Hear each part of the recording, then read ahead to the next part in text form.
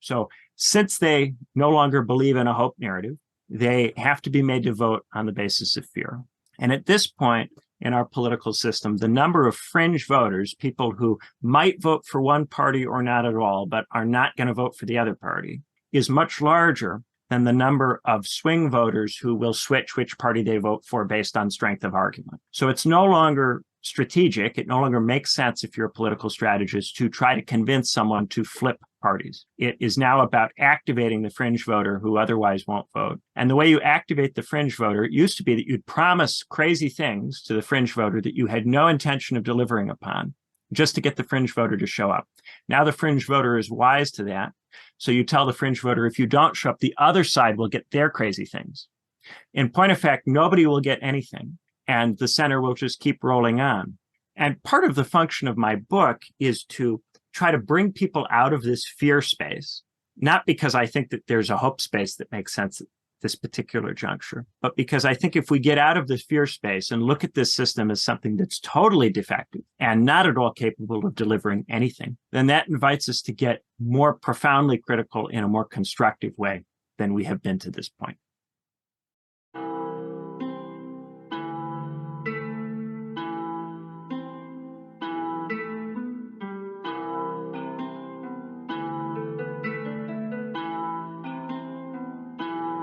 Oh my God.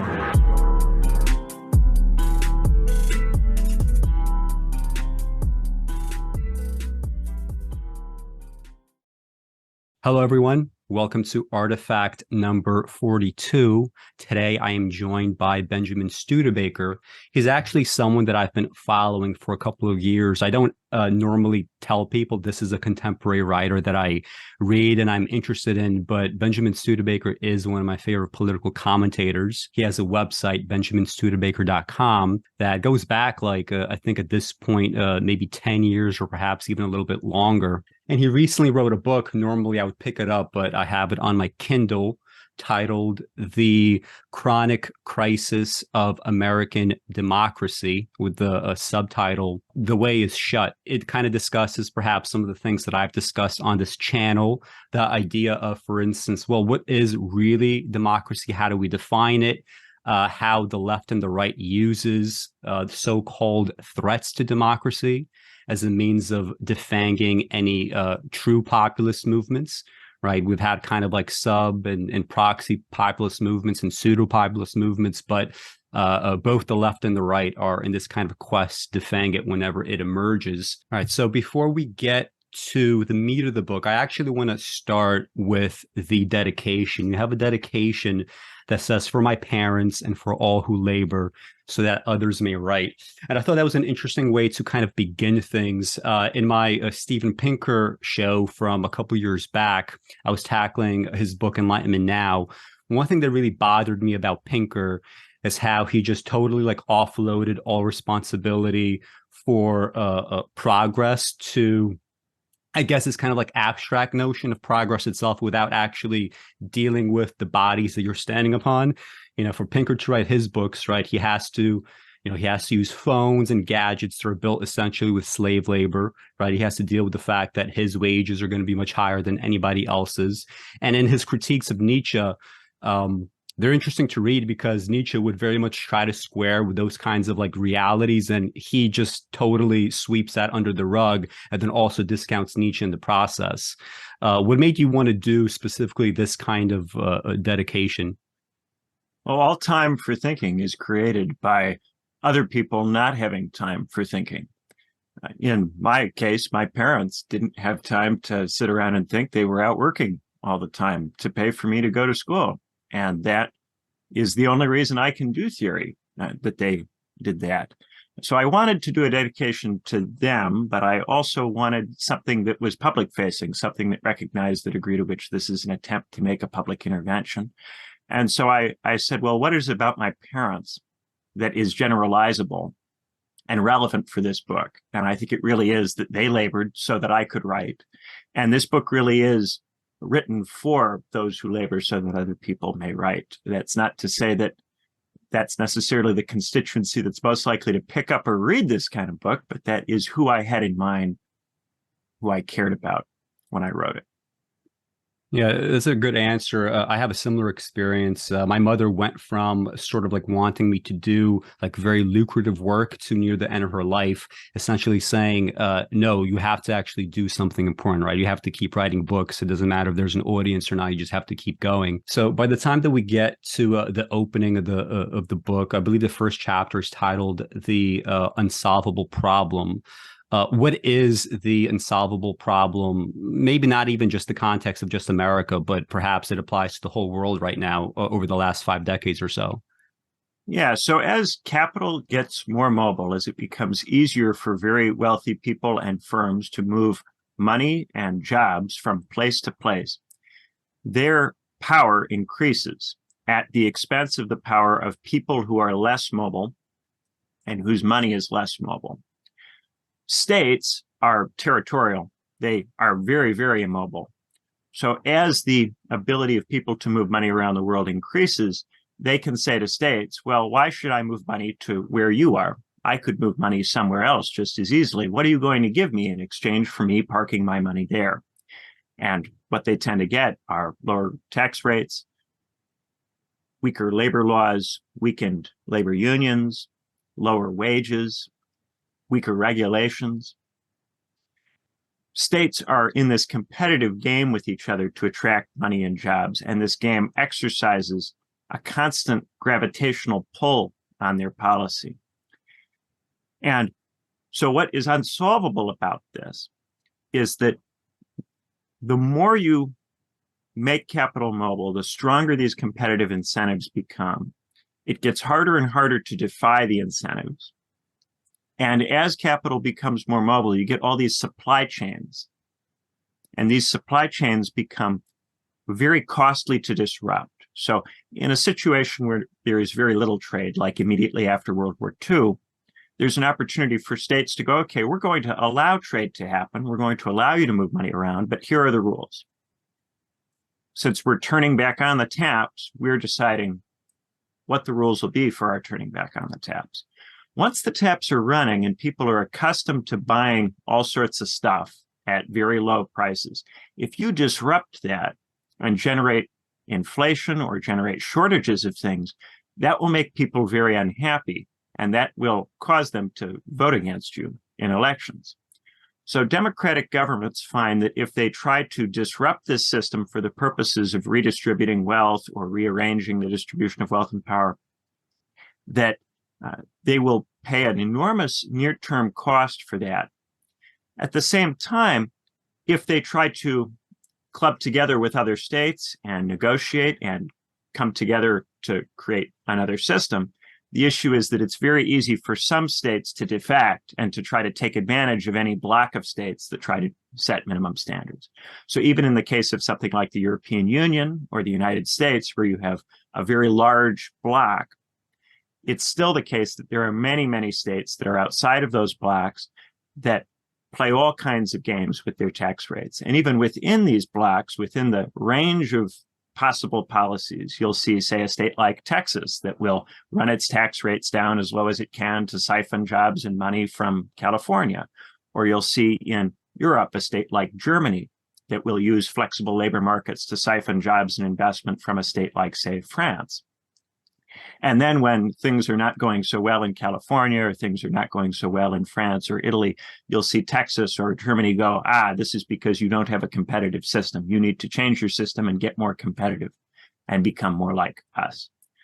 So in the book, I am exploring, how do you actually make a world that's better for the people who labor so that other people can write when there is this enormous amount of capital mobility? Can you make new rules that govern it? Can you break it up in some way so that the system can be redesigned? It's very, very difficult to do, in part because the more mobile capital becomes, the more powerful the oligarchs and corporations become that benefit from capital mobility. And even in periods when the distribution of power was a lot less slanted toward them than it is now, say the 50s, 60s, and 70s, the tendency was for oligarchs and corporations to succeed in pressing states to lower trade barriers and eventually to lower tax rates. And even in the 70s, when, say, the labor unions had double the density in the United States that they now have, ultimately those unions were not really able to outcompete oligarchs and corporations. And as the decades have worn on, the situation has only gotten worse and worse and worse and worse.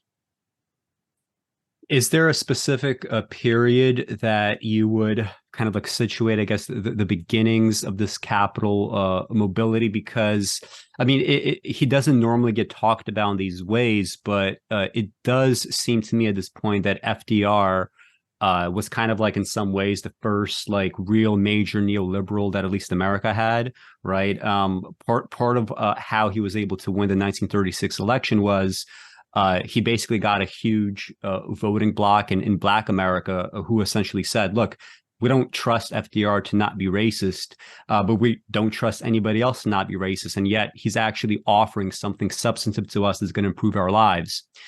So he was able to offer a lot, right? Dangle this carrot essentially. At the same time, what he also did was he essentially had an alliance with the business people that in exchange for this, in exchange for high tax rates and stuff like that, they now would have, access to markets outside of America, right? This is when really capital started kind of going abroad. And this, of course, yes, it did intensify with the decade. So like, is there like any other period or like when did this all happen? And what are the trends that occurred within? Yeah, so if you were to go back to the Gilded Age in the 1890s, there was a substantial amount of capital mobility, not nearly as much as now, but a substantial amount by historical standards. That mobility was very heavily disrupted by the First World War. And the First World War also destroyed an enormous amount of old money, an enormous amount of wealth that was held by the old European families. And that disruption in mobility and that breakup of those centers of wealth and power that had previously existed created opportunities for new kinds of approaches. In the 20s, there was an effort to put this thing back together, but the system was never really fully put back together in the 20s. And then when the Depression hits, it completely breaks apart. You get a bunch of tariffs all over the place, lots of states tariffing each other. You get a very, very limited mobility of capital. States start rearming and approaching international politics in a militarily competitive fashion again. So much less trade in the 30s. And what that does is it creates an opportunity for policy leaders to try different and distinctive approaches from one another. And so you get this environment in the 30s where you have, say, the Nazi state that is trying its set of economic policies, the Soviet state, which is trying its set of economic policies, the United States under FDR trying its set, and these being very distinct and different ways of trying to manage the economy from the point of view of the state. All of that is possible because if you don't like what's going on in the United States, you can't easily take your money to the Soviet Union or take your money to Nazi Germany or even take your money to the UK during this time or to France. It becomes increasingly difficult to move money even within the states that we might think of today as the friendly states, the states that you'd expect there to be a lot of intercourse with. In the 30s, there just wasn't very much. And then in the 40s, when the war starts, again, there's enormous disruption and rationing and the state actively planning supplies of things. So as you come out of that, there's an opportunity to then redesign the system of international trade at the Bretton Woods Conference. And initially, the plan is to have something that limits substantially the amount of trade that takes place so that governments still have a lot of autonomy and can pursue different kinds of policy options. And throughout the Cold War, for instance, the amount of trade that goes on between the Soviet sphere and the Western sphere is almost nothing. And Soviet trade as a percentage of GDP is negligible. Within the Western sphere, there's a gradual increase in the amount of trade, with more and more post-colonial states getting admitted to the trade zone. So the trade zone getting bigger, and then the tariffs getting negotiated down repeatedly over and over and over again at these different rounds of trade talks. And as these tariffs get lowered and you integrate more states that are poorer, that have lower wage environments into the trade bloc, that creates this competitive incentive that slowly undercuts and undermines the position of the labor union-based Western worker. And this happens slowly over the course of the 50s, 60s, and 70s. And in the 70s, it comes to a head. You start to get these inflationary spikes that are driven in large part by foreign policy crises, exogenous events, things like the oil shocks, the OPEC embargo, the fall of the Iranian regime, the fall of the Shah. These things kick up prices. And when they kick up prices, the oligarchs and corporations go, see, the problem with all of this is that the workers are getting paid too much money. They have too much leverage. And so we need to really undermine their ability to negotiate for higher wages, because otherwise this inflation will just keep going and keep going and keep going. And they're ultimately able to prevail, in part through a little bit of economic luck. For instance, it's lucky for the right that the Iranian Revolution happens right in 1979, right before an election year in 1980. And that is going to create panic in the Carter administration, which is going to cause the Carter administration to move to the right, which is going, Jimmy Carter, for instance, appoints Paul Volcker chairman of the Federal Reserve. Volcker starts kicking up the interest rates in an election year. That, of course, means that Carter is going to lose badly to Reagan, and then Reagan will follow this policy further. Similarly, in the UK, Margaret Thatcher gets in 79 during this second inflationary spike associated with the fall of Iran. The fall of the Shah had, I think, very substantial effects in those countries. In some other Western countries, the process happens slower because parliamentary systems with proportional representation make it difficult for one party to establish a majority and pass sweeping reforms. So in a lot of European countries, the reforms are delayed or happen more slowly over the course of the 80s and 90s. And in many of these countries, the process is still ongoing. We're hearing about the process ongoing in France as we speak. So it happens at different rates in different places. But the more Britain and the United States go in this direction, the more that creates incentives that push other states that way. So Germany follows, and then once Germany follows, now that's a big pull on other states within the European Union. And the Euro crisis is very much a crisis about whether these states are going to follow Germany or continue to be disadvantaged in the trading relationship with Germany. What is to be done about Germany? Do you kick it out of the European Union? Do you yourself withdraw from the European Union? What do you do if you're a peripheral state like Spain, Portugal, Italy, Greece, or France, depending on how you choose to view France? That question was never really positively answered. All of the Southern European states that found themselves in that situation became very concerned that if they did try to do anything to meaningfully change the structure, that the near-term economic costs of doing that, say dumping the euro or leaving the European Union, would be enormous. And the UK, which tried leaving the European Union, even with its own currency already established, has seen that there's substantial economic cost to that and substantial fall in living standards as a consequence of exiting the trade bloc. And that's the case in the UK, even though the Brexit deal still preserves relatively low tariff trade between the UK and the European Union. And that happens in part because companies, when they look at this situation, go, why would I want to base in the UK when I could base in an EU member state and not have to deal with all the paperwork? If I want to work in English, why don't I go to Ireland, which also has a more favorable tax environment? The UK can adopt tax rates that are similar to Ireland's tax rates. But even if it does that, it doesn't have the easy access without all the paperwork that Ireland has. So it's in a losing game of trying to attract jobs and investment that otherwise will start to go to Dublin or they'll start to go to Frankfurt. And this is the game increasingly, and it's just getting played at more and more intense levels the further we go, because policymakers are finding that this drag on them is bigger really than anything else, than anything that we talk about, than any of the exogenous events that have happened in recent years. It's stronger than, it's not something that you can easily displace with COVID or the war in Ukraine. It takes a really, really large economic shock to actually disrupt capital mobility once it gets going. If you look at trade volumes with China, we talk all the time about a trade war between the United States and China, but the trade volume is still about as big as it was 5 years ago. It has not significantly reduced in size. insofar as the United States does cut trade with China, it tends to just trade more with other poor states that have low wages and low tax and friendly environments for capital, like Vietnam.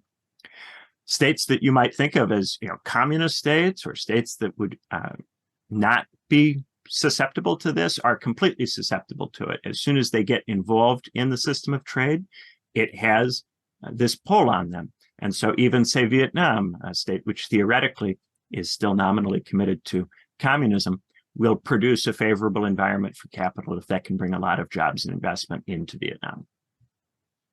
Yeah, speaking of just this all-around competition, I've noticed this, in my day-to-day life, and I'm sure others are noticing it too over the last few years or so, and it's just kind of accelerating now.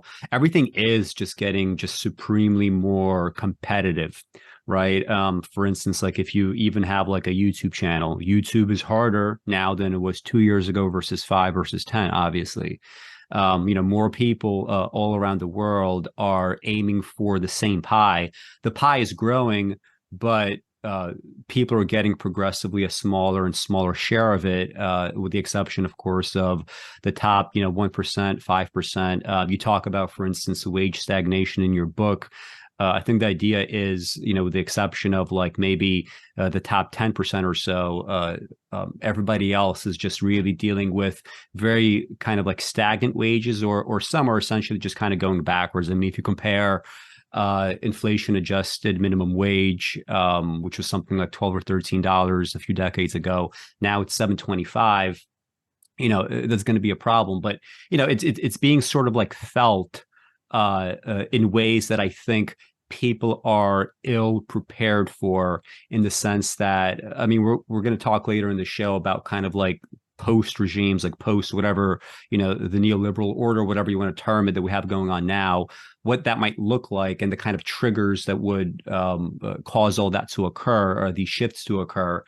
And, my sense in all that is, if you are kind of like used to the world of the last, decade or two. I feel like everybody was kind of like sold a vision in the 90s, right? All these things, like the 90s were clearly a very kind of illusory decade. The world is going to look kind of different. It seems like in the 2020s, especially, a lot of things that we took for granted, they're going to start being eroded. I recently did the show on this 1972 book, The Limits to Growth. It was wrong on some important respects in terms of like some of its specific predictions about, the disappearance of like specific material goods, composite materials, that kind of thing. But it's correct in the identifying the trend line, in the fact that, look, the planet does have finite resources, right? And eventually we do hit upon some kind of planetary limit. And the irony is, the more that we get over some of these limits, such as like, new ways of producing food, suddenly we'll come upon even more perhaps existential limits, right? Now, climate change is a lot harder to deal with. They keep saying, even in the 70s, they kept identifying the 2020s as this kind of pivot point. And I mean, so far we already had, a decline in lifespans all around the world, right? It kind of started in the 90s, but accelerated because of COVID. We have other forms of stagnation, right? And this just keeps happening and happening. And specifically the tax regime, it seems as if to me, like, they keep trying to squeeze a stone that doesn't want to be squeezed anymore, right? We begin with a progressive tax system in the time of FDR. Starting the 50s, it starts getting more regressive. In the 60s, even, with JFK and obviously, Johnson was in many ways a progressive president, but at the same time, he did oversee some of these regressive tax codes. And of course, by the time we get to Reagan, Bush, Trump, we are just not, we're in the position to only cut taxes, and Democrats never reverse them. And even like you mentioned in your book, for instance, Biden is proposing this corporate minimum tax. And it's like, well, 15% is already much lower than the world average for corporate taxation. And it's lower than ours, right? It's 21% after the Trump tax cuts. It was something like, I forget, either 20 or 35% before that. So like maybe talk a little more about like the whole maybe competition and taxation sort of angle to it, because it's crazy to me. Like when I talk to Democrats and they're like, yeah, Biden's going to get in office, he's going to reverse the tax cuts, and it's insane to me. Like I keep saying, like, this literally, it can't actually happen, and these are the structural reasons why it's impossible, and everybody seems to ignore that part of it. Yeah, everything is getting more and more competitive. And I think if we look at the 60s and 70s, the narrative that people came out with is, well, if you don't want to get squeezed the way that the steel workers are getting squeezed or the miners are getting squeezed, you have to go to college and you have to get a degree. And for a long time, a lot of people went, well, if I'm a good person or a smart person, or if I'm better than most other people, I'll be fine. I just have to work harder or be smarter than other people, and then I'll be able to go to college. And if I can go to college and get a degree, then I'll be protected from these competitive structures. And of course, if everybody does that, then over time, the value of the degree gets lower. The competitive advantage it confers is reduced. The cost of it can skyrocket because people feel they need it to have a chance in life. This notion of a college degree is your ticket to life, the expression that was very popular in the late 20th century, your ticket to life. As it now becomes a lottery ticket, you're just one of many, many people with this ticket. And increasingly, now you need a master's degree, graduate degree, Ph.D. Even if you get those things, you find that you are now dumped into a pool of people that's much, much larger than the job pool, particularly if you're interested in jobs that are related to what it is that you went to school to study. So enormous amounts of debt, very reduced rates of people actually getting jobs related to the thing that they study, and universities which are increasingly trying to attract students by framing themselves as job placement organizations. So more and more focused on the instrumental aspect of the college experience to do with hooking you up with a job, and less focus on all of the other things. It used to be that going to college to get a job would also expose you to all of elite culture. And now elite culture is not really instrumentally valuable to getting a job unless you're at a very posh university like an Ivy League school or Oxbridge. And outside of those settings, there's really not much point to that exposure. It's seen as instrumentally not valuable. And you look at the universities that still offer some of that stuff, liberal arts schools, HBCUs, Christian colleges, those colleges are really struggling and really not doing very well because they don't have the kind of prestige that would be necessary to support engaging in these non-instrumental activities.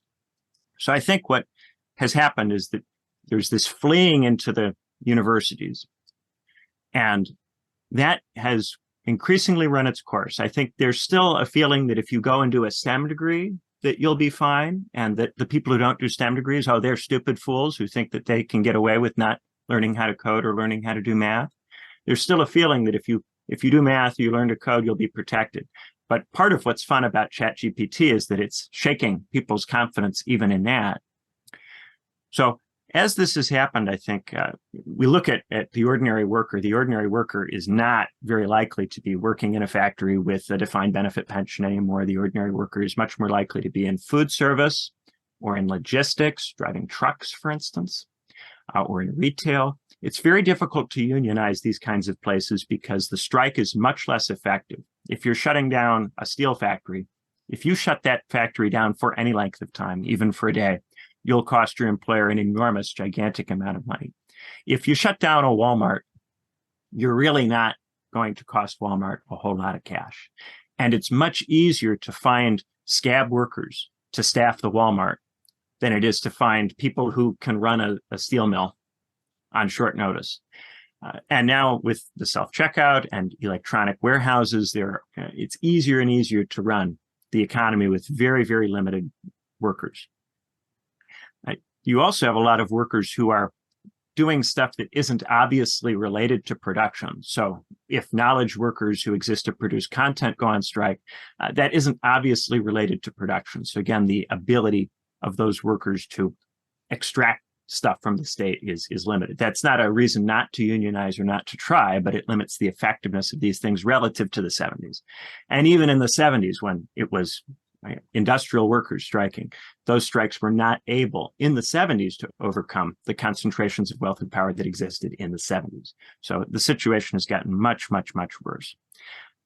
Now you've got professionals who are loaded up with debt. And in my book, I make a distinction between rump professionals who have managed to still get the things that they expected or hoped to get when they went to college, and fallen professionals who are now working in jobs that are not substantially better in terms of income than traditional working class jobs. They're not much better off than someone who gets a job in the mill in the 70s. And indeed, somebody who gets a job in the mill has got a pension, which in theory, if the steel mill sticks around long enough, will be able to fund their retirement. Whereas somebody these days who works in the professions in one of the less stable, less secure, less good jobs often will not even get that. And I think that left-wing politics is increasingly focused on people who go to university. So it has ignored a lot of what goes on with people who don't go to college. Those people are kind of written off as having failed in some way or not being smart enough or well-educated enough to really get what's going on. And a lot of 60s New Left stuff straightforwardly picked on these people for cultural backwardness or reactionary qualities. And then you've got professionals who are loaded up with debt. These fallen professionals are loaded up with debt, and they are hesitant to really acknowledge the degree to which they have been proletarianized, because they still have this bit of ideology which tells them, no, you were smart enough to go to college. You were smart enough to get these degrees. You're good enough and smart enough, and you merit more than someone who can't go to college. So there's a resistance to wanting to think of themselves as in the same group with those people. And so there's a holding on to the cultural capital that you get from university, the language, the fancy words that you learn to use, the way you learn to frame things, and a kind of holding this over the head of the worker. You don't have this. I can use these terms and I can frame things this way. And that creates an estrangement and a division that makes it very difficult for the fallen professionals and the workers to come together in the same organizations and same movements. Then you've got small business owners, and small business owners are geographically fixed in place. So they are also being made less secure about all of this. As the local economy becomes less reliable, the small business owner is more concerned about the country and the direction that it's headed in. This, however, makes it very easy for this person to be motivated to oppose policies that would lead to wage increases, oppose policies that would lead to tax increases. The small business owner is very concerned that they won't be able to survive these policies. And just as there are some number of fallen professionals who imagine that maybe one day if they work hard enough, they'll be rump professionals, there's some number of workers who imagine one day they'll start a small business, and some number of small business owners who imagine if they're clever enough or smart enough, they'll become oligarchs. So there's still this notion that while it's not a ticket to life, a college degree or a business is still a lottery ticket, that it gives you a chance. And if you let go of the advantages that these things give you, even if they're ephemeral and fleeting and rarely realized, then you're just thrown into the pit with everybody else who was too stupid or not capable of climbing out of the pit. And for the people who are still nominally attached to the idea that they are in some way above the people who don't go to college or the people who work, this is untenable. And this has made it very, very difficult to restart any kind of emancipatory politics. And every time anything starts to get going, it immediately gets divided up on this educational line. Well, first of all, congratulations on your PhD. When I was in college, I was originally just kind of planning, like, all right, I was studying literature and classical studies, and I was like, all right, let me plan my courses around the possibility of a literature PhD. And although originally I started with that intention, I sort of like looked around at my professors. Now, granted, it's a little bit of an exceptional case since I grew up in New York City, and the city schools are just kind of staffed over 50% with adjunct professors. And the way it works in New York City is you get paid essentially per course. And you could easily end up in a situation where you're functionally working like a 60-hour-a-week job in terms of course load, grading, teaching, all of that. And still, come out with something like at the time, like, a $30,000, $40,000 a year salary, basically making much less than the value that you're giving to the universities. And I was like, well, I have to be realistic here. As smart or good of a writer as I think I am, or blah blah. The fact is, this clearly is not a meritocracy in the real sense of the word. Everybody around me who some of these people are great professors, and some of them have done big research, and yet here they are. They're in their 50s and 60s, and they're really struggling hard. I remember reading at the time so much stuff about, there was this website, basically all these disgruntled professors and PhD students that were just you know what, we have to just tell everybody, don't get a PhD, don't get a PhD. When I was talking with Norman Finkelstein, he's one of the best scholars on both the Holocaust as well as Israel-Palestine. When he was in Hunter College, he was working as an adjunct. When he was elsewhere working as an adjunct, and of course, eventually he got denied tenure. So there's a lot of politics involved. There's a lot of mutual resentment, not only between workers and these so-called professionals, but professionals within professionals, as you allude to. And this idea of education, first of all, it's gotten more expensive. Your book cites a statistic where public education is now 40 times as expensive as it used to be decades ago. Private universities are something 15 times more expensive than they used to be, only 50 times because, of course, they start from a much higher base, requirements to actually go. And it seems as if that responsibility for your wages, that is being all offloaded to the individual, right? That's another kind of trajectory that I think we should identify. The fact that the trend, although I think the long-term, ultimately the real long-term trend is going to be towards, collectivization. I think if you compare today versus I don't know, something 1,000 years ago, you could sort of see that. I mean, the mere fact that we can have a discussion about universal health coverage in ancient Rome, they would look at you like you're insane, right? It wouldn't even cross their minds that somebody would deserve healthcare. But, despite this long-term trend, this long-term period of stagnation is one of, well, you're responsible for your wages, right? Okay, go get an education. You have to now pay up front, essentially $30,000, $40,000, $50,000, $100,000 for the prospect of a decent income later on. But, it's essentially up to you. It's not just you're putting in the effort and the time. They have to extract actual, financial resources from you. Maybe you could also talk about this elite culture of the resentment between the not just the rump professionals and the fallen professionals, but the kind of resentments between working class people and the professional class. Because I live in a working class neighborhood, and it's crazy when I talk to people. They have an inborn conservatism that is based on just a hard knock life. But when you talk about politics, it's they really don't care that much about, either Democrats or Republicans. I mean, some do, but generally speaking, everybody that I speak to around me, they're very kind of suspicious. And it's very different, if I talk to, my more educated friends or whatnot. Maybe we could talk about how these kinds of resentments emerge and how they're being used to kind of essentially fuel a culture war that stands as an excuse to not actually, pass necessary legislation to resolve this unsolvable problem. Yeah. So most of the media that gets produced, the political content, the books, the shows, all of it, most of it is produced by rump professionals, people who are successful enough economically that they are able to derive a living, and a good living, from talking and writing. And these people then work for oligarchs, corporations, universities, large entities, think tanks. Some of them directly get large amounts of money from particular rich people who just really like their work. So overwhelmingly, if you're following the news or you're following the media, you're getting your content delivered to you by these rump professionals who are embedded in the system, who are able to have their jobs because of the degree to which they align with the values of their employers. And they've convinced themselves that they are there on merit when, to a large degree, they're there because they say things that the people who give out the grant money like to hear. If you're applying for an academic job, one of the things that they care about is, do you bring in grant money?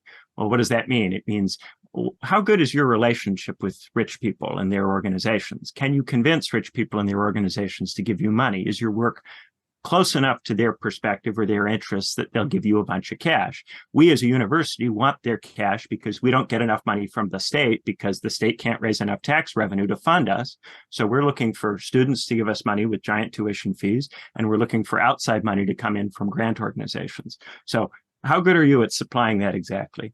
The star is the one who can bring in the most money. That's what makes a star academic a star academic. It has nothing to do with merit or how good the work is or how smart anybody is or how hard anybody works, frankly. So there is, I think, an enormous frustration on the part of traditional workers that none of the political content is really for them. None of it really echoes their interests. The fallen professionals are more likely to think that this content that the rump professionals are making is for them. They want to believe that they're educated and they're smarter than the workers. So they, of course, read the good sources. They follow the people who are smart, the experts, the scientists, the people who go to the good universities. Indeed, if you're a professional, you went to college. So on some level, you thought you'd get something out of it. You thought these people had something positive to teach you.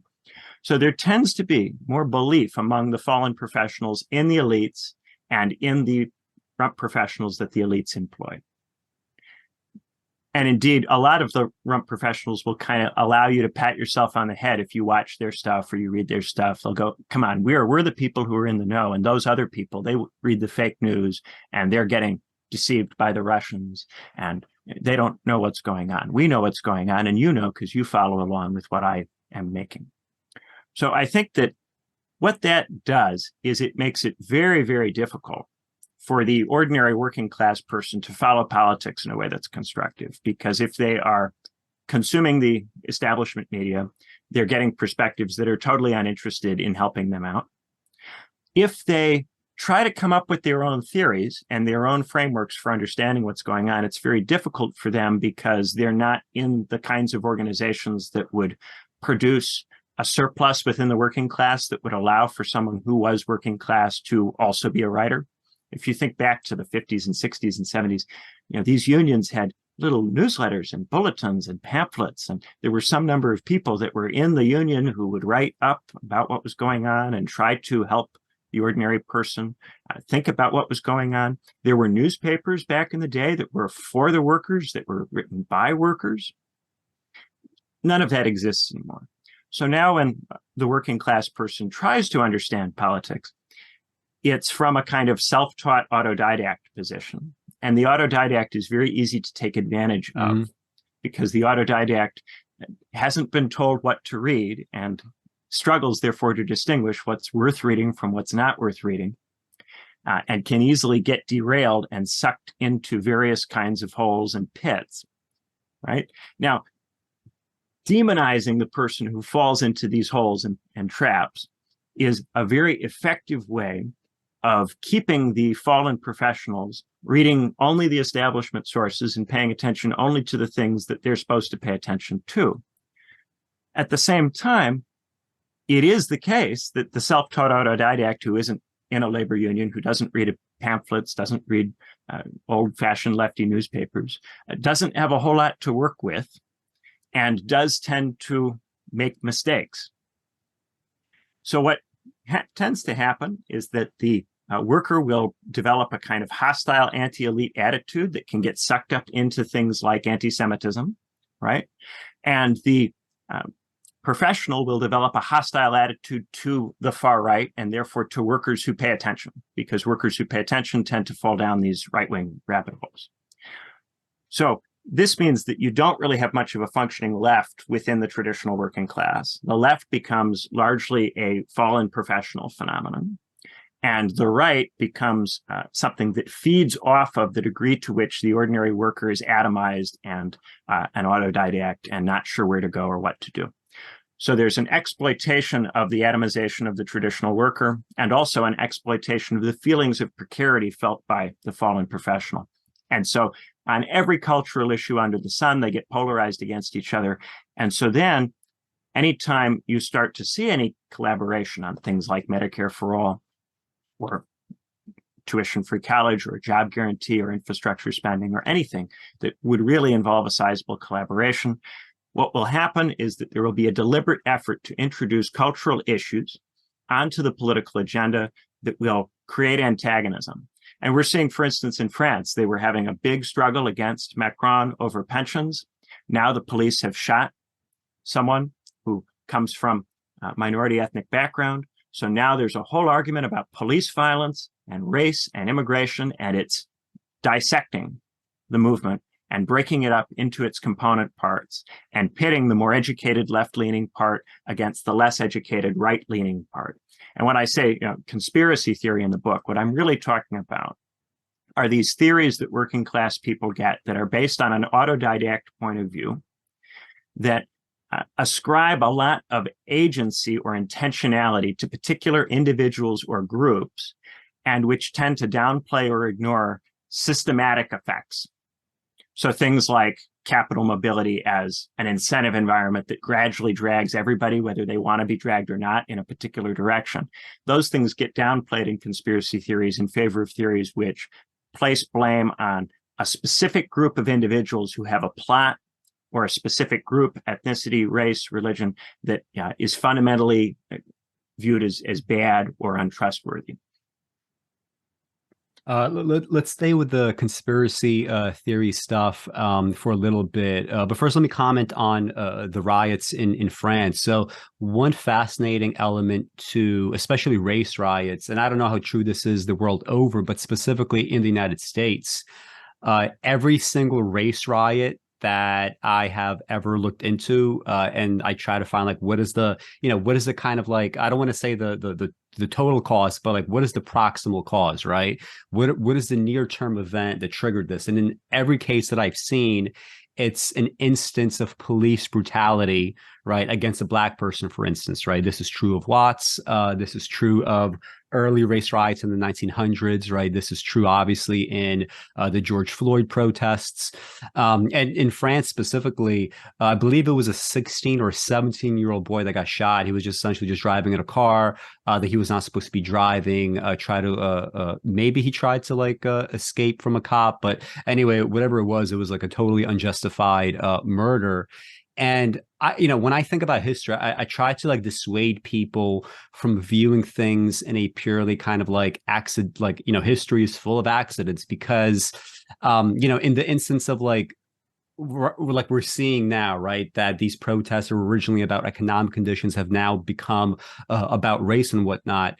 I think, there's obvious structural reasons that you could use to explain, even if not specifically this case, 1,000 similar cases like it would have played out in such a way where you have, let's say, a cop, maybe he's like resentful of the fact that he has to deal with these, minorities, maybe they have, like extra levels of poverty and, structural issues. And it just comes out that this one guy, not to say that all cops would do this, but it comes out that in this specific case, if you run that simulation 1,000 times, many of these cops are going to shoot this boy, right?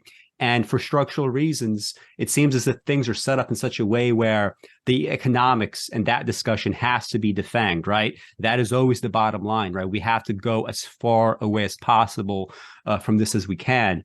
Now, on the issue of conspiracy theories, like I think like a more like there hasn't been enough like meta discussion of what it really means to, indulge in conspiracy theories. Because obviously, we have like anti-Semitic conspiracy theories.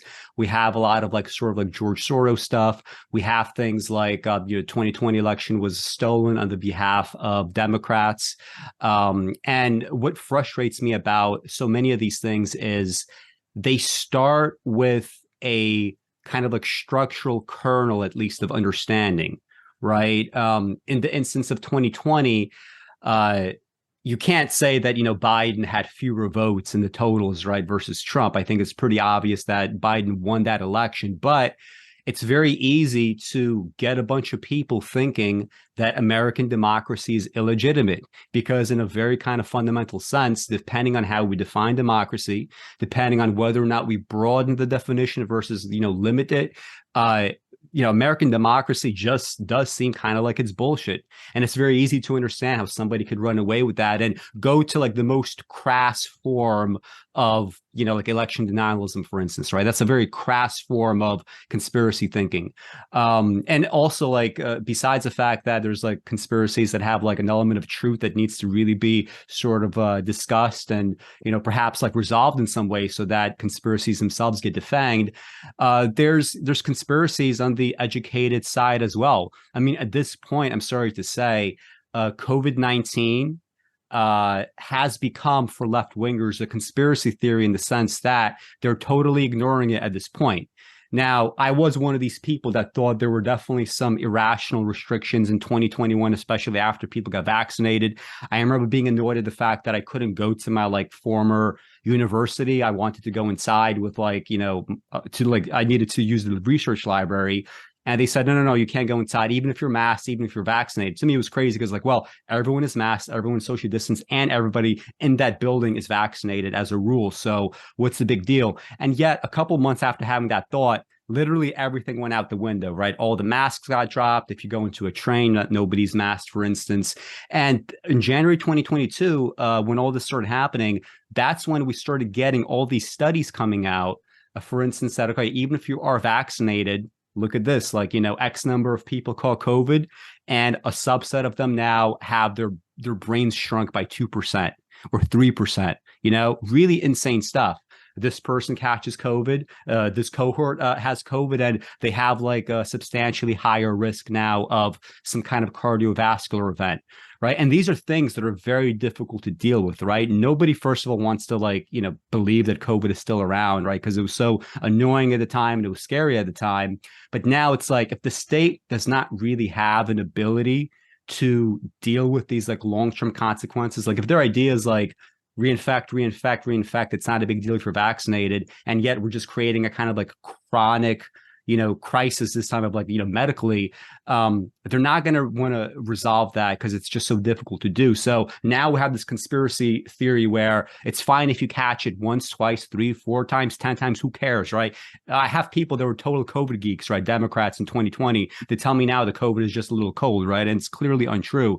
So that is a conspiracy as bad as, anti-vax shit, right? It's just, and it's just amazing how so many people that are like educated, they could get away with, structuring their entire worldview around essentially conspiracy theories. And yet it's done in a way where you can't really call them out on it.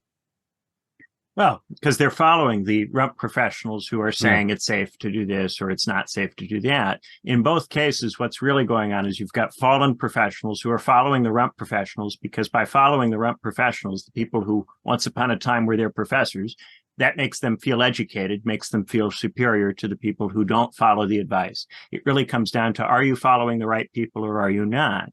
In a way, it's a little bit like a cult around a guru. Especially when specific figures become totems, like Anthony Fauci. If you're following Fauci, then you're following the guru, and if you're not following Fauci, then you're not, regardless of which direction. If you're not following, then you're engaged in some other kind of project.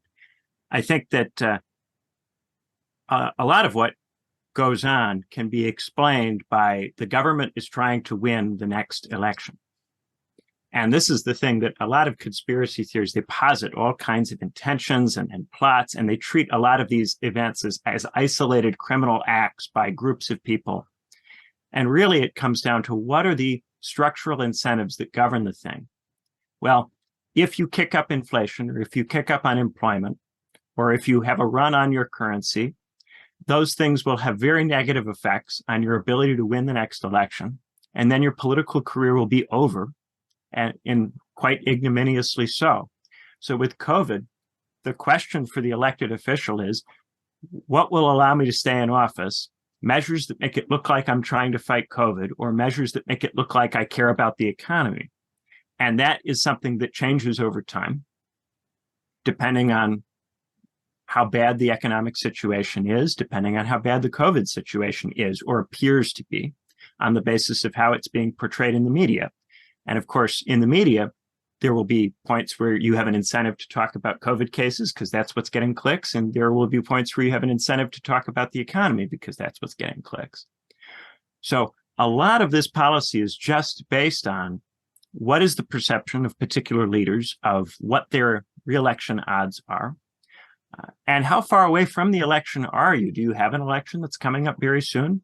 If you're Donald Trump and you have an election in 2020 that you need to win, you're going to be really scared about having an economy that's in shambles running into that election.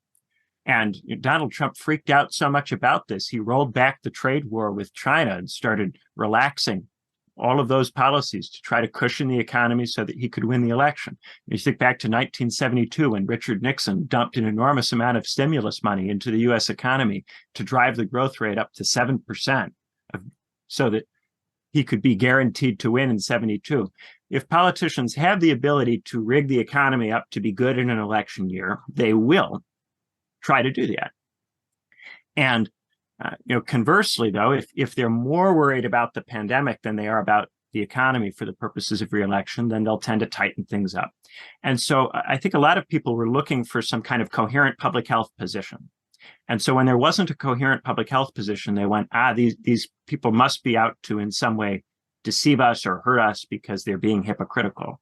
Well, what's hypocritical isn't the science per se. What's hypocritical is the state. The state is constantly in a need to balance different competing values that don't fit together neatly with one another. A politician who's leading a state must be seen at some instances to care about the virus and seen at other instances to care about the economy, and has to appear in these different ways in front of these different audiences. And with television and with the internet, we see politicians in front of all their audiences. It used to be that you'd only see the politician when he came to talk to you. And now you see the politician in front of every audience under the sun. This drives someone like Kamala Harris crazy. When she was in California and she wasn't very well known, she could go to private meetings with people and say one thing to one group of people and another thing to another group of people and rely on those people never to talk to each other. But now every time she talks, she's on camera and everybody records everything that she says. So she's constantly caught out saying things that don't fit together. And people go, oh, is she a hypocrite? Well, there's an underlying logic to Kamala Harris, which is that Kamala Harris is doing everything she can to be as electable as possible because she's an ambitious politician. And that means saying whatever she needs to say. Her problem is that she hasn't updated her behavior to fit with the media environment that she's in. She is not able to deal with the big stage and with the bright lights. And when we talk about presidential candidates and campaigns, this is often one of the main things we talk about, especially with governors or people who come out of state politics. They are not used to an environment where everything they say will be watched with that level of intensity. They are more accustomed to being able to say different things to different people. The strategy when you're in front of a big audience tends to be say something that everybody can see what they want to see in it. And Obama was very good at this. Hope and change. What's the content of it? It's whatever you want it to be. It's whatever you need it to be. If it gets too specific, then that undermines the ability of Obama to position it as anything under the sun. A lot of politicians struggle to be able to say things that are sufficiently open to allow the voter to project what they want onto the statement. And that gets a lot of politicians in trouble. They overcommit in front of particular people, and then they get trapped. And this is the kind of stuff that I think really explains what's going on. Things to do with inflation, unemployment, electability, things to do with messaging and what kind of messaging works for what audiences and who are you in front of and who are you worried about. Politicians are sometimes worried about one audience and at other times they're worried about a different audience. And that's all contextual. Let's discuss the core issue, I guess, of wages. Prior to doing the show, I feel like I do this at least once a year, where I sort of sit down and then do a deep dive on, have wages really stagnated and to what extent and why? Because there's so much like opposition to this idea. Like, for instance, if you type in wage stagnation plus Reddit, a ton of results are from the Ask Economist subreddit, which is like it's a pretty right-wing subreddit. You have like usernames that I was reading today, like Barry Goldwater Lover, among others. And so they're kind of like in denial about this. And I think there is something to the idea that for perhaps, maybe it's a majority, maybe it's a plurality, but let's just say for the sake of argument, a large percentage of Americans have improved their standard of living compared to like maybe 50 years ago. Again, we could talk about the specific numbers, but I think in terms of like messaging, what people should really focus on is the following. So first of all, if you just break it according to the lines of productivity versus wages, it's obvious that productivity is way, way, way higher, and wages have not kept up with productivity. There was a time when productivity and wages were more or less, going in a similar kind of trajectory, and you could sort of overlap both of those lines in a chart in some way. That has declined. I believe specifically in your book, your ultimate conclusion is an 8% increase wage adjusted in inflation adjusted wages since the 70s, and yet something like over 300% increase in GDP. Right. Clearly that GDP, like when I said before, like, things are getting more and more competitive. It's not even so much that I'm against this notion of competition. I'm more so interested in competition for what? What exactly are we competing over? Because, it's great to say that America's GDP is increasing, but if that does not really truly substantially increase your standard of living, it's worthless, right? That GDP is totally worthless for the average person. Now, even if we do say that a median or a mean or even like a large percentage of Americans are enjoying wage growth, given the way that politics works in America, we have to be very cognizant of the fact that even if the median wages are higher, there are groups within this median where it's the exact opposite. Right. Starting in the 90s is when white men started experiencing for the first time this cuts into their lifespans. And, it was ironically, it was, obviously it happened much more dramatically in places like Russia because of the collapse of the USSR, but it was also happening in the United States as well. And that has accelerated under COVID and whatnot. And those groups, right, many of them, they did not have this median increase in wages. They just didn't.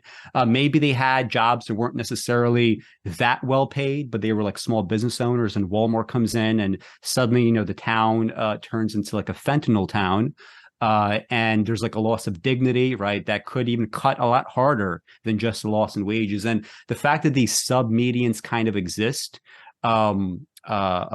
we know that there's going to be people like Trump that take advantage of these subgroups, right? And there's no way around that, right? I mean, like Biden, yes, he won by a historic kind of margin in terms of a popular vote, but he almost lost the election by like 10,000 votes in this state, 20,000 votes in the other state. And this is really what matters, right? And if you truly do believe that, Trump is the second coming of Hitler and that he's going to inaugurate fascism, obviously you need to be worried about what's happening with this 10,000, 20,000, voting block that is going to swing the other way. So I just wonder if you agree with me, both this kind of like general idea about wages and also that the messaging should really focus on, hey, look, your productivity is so high, you're doing so much for your employer, but you're getting nothing.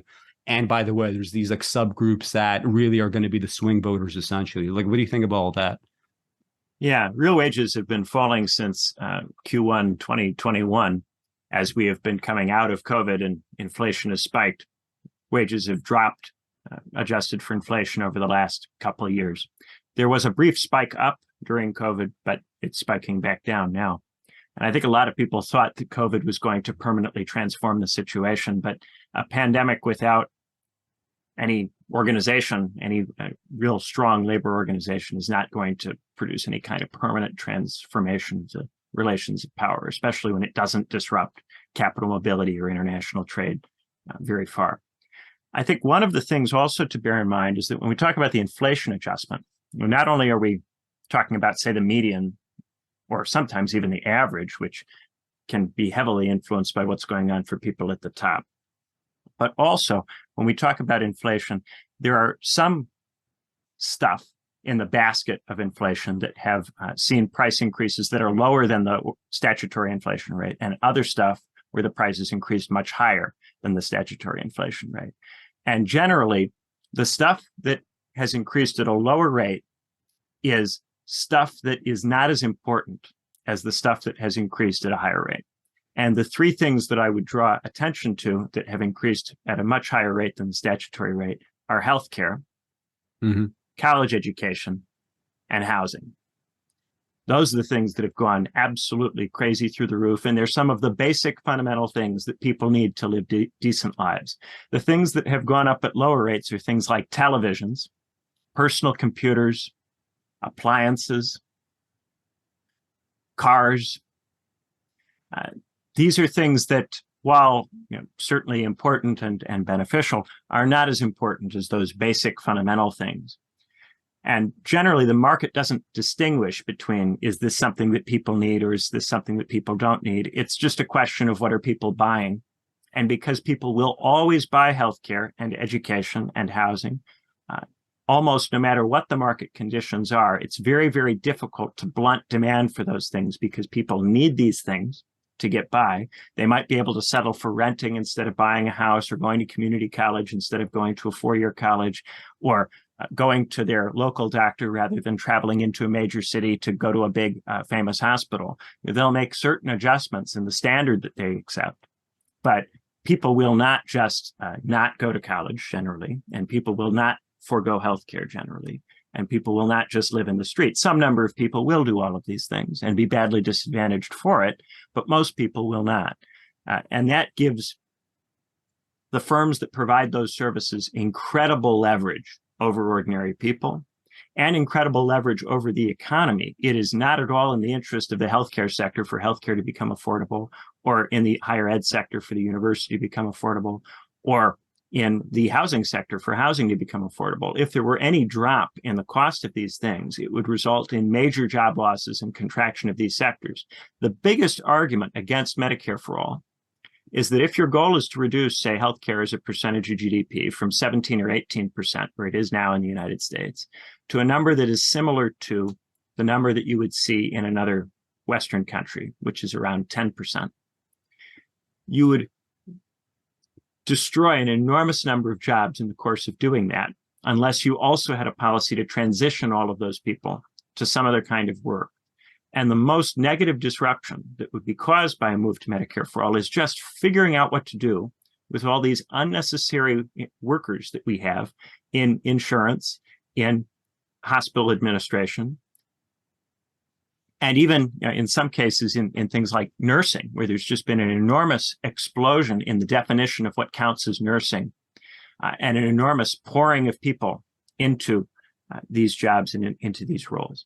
So if we actually wanted to get control of these things, we would have to really disrupt these sectors in quite fundamental ways to get control. And that's why every time we start talking about fixing these things, everybody goes, oh, if you try to reform it, we're all going to leave the profession.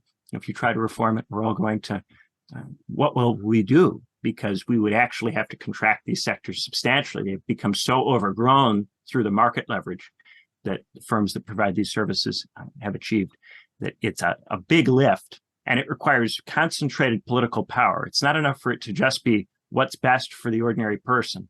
You really need organization to break the influence of these sectors, the firms and oligarchs that dominate these sectors, the very, very strong positions that they're in.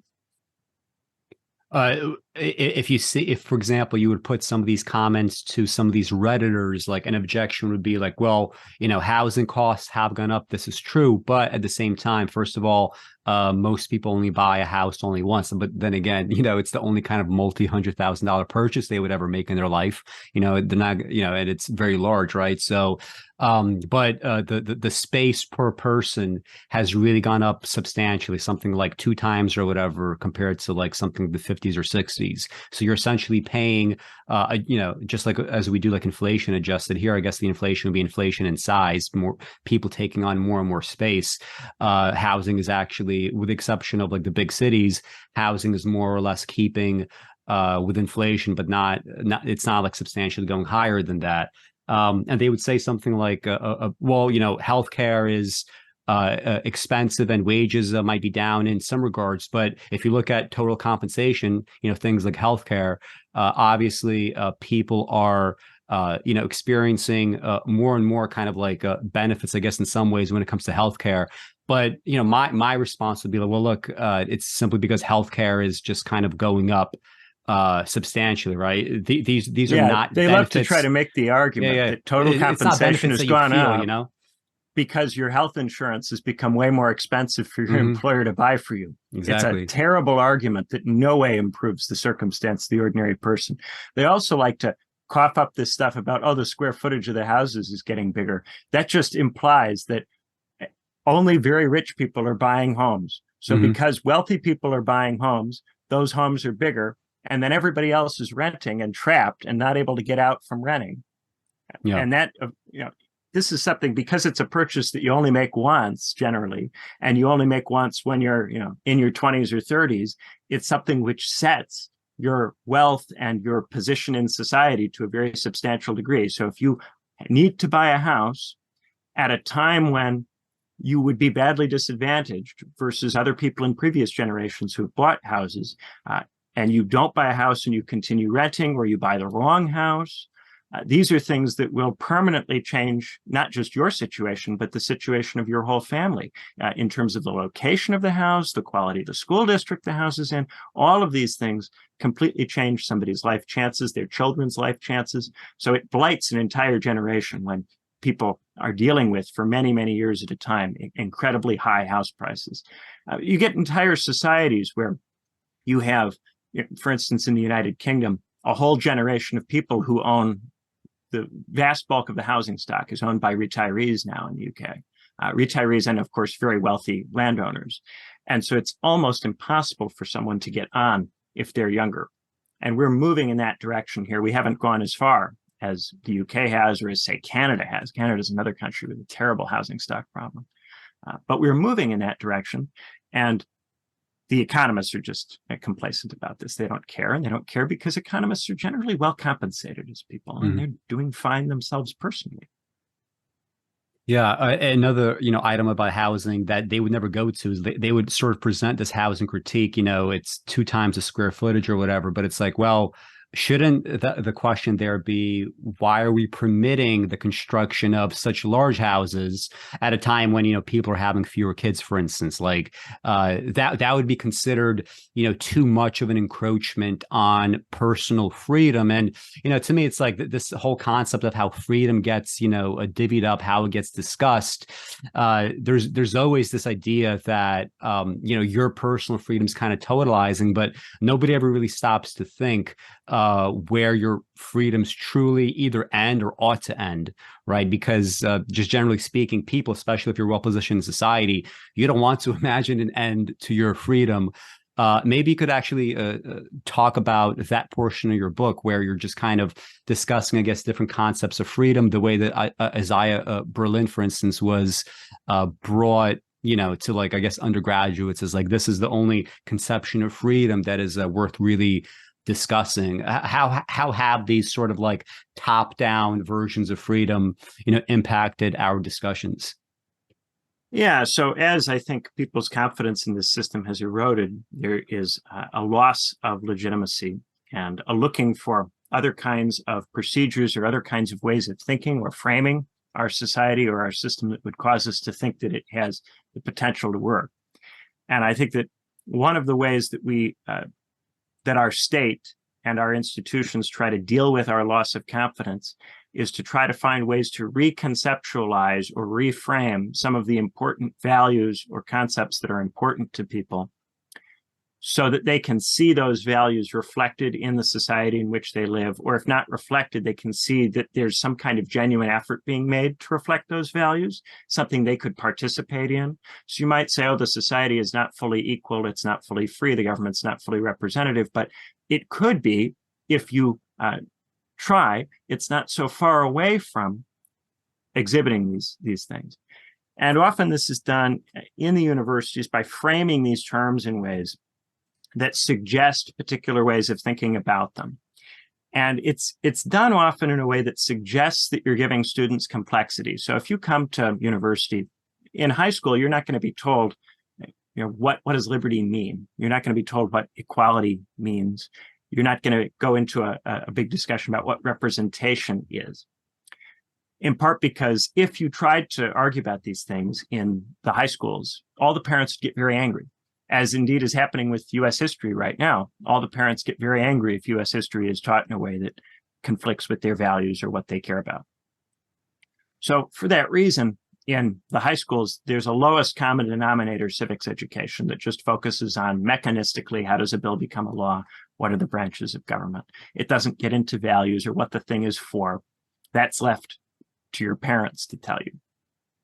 If there is any gesturing at values, the values aren't defined.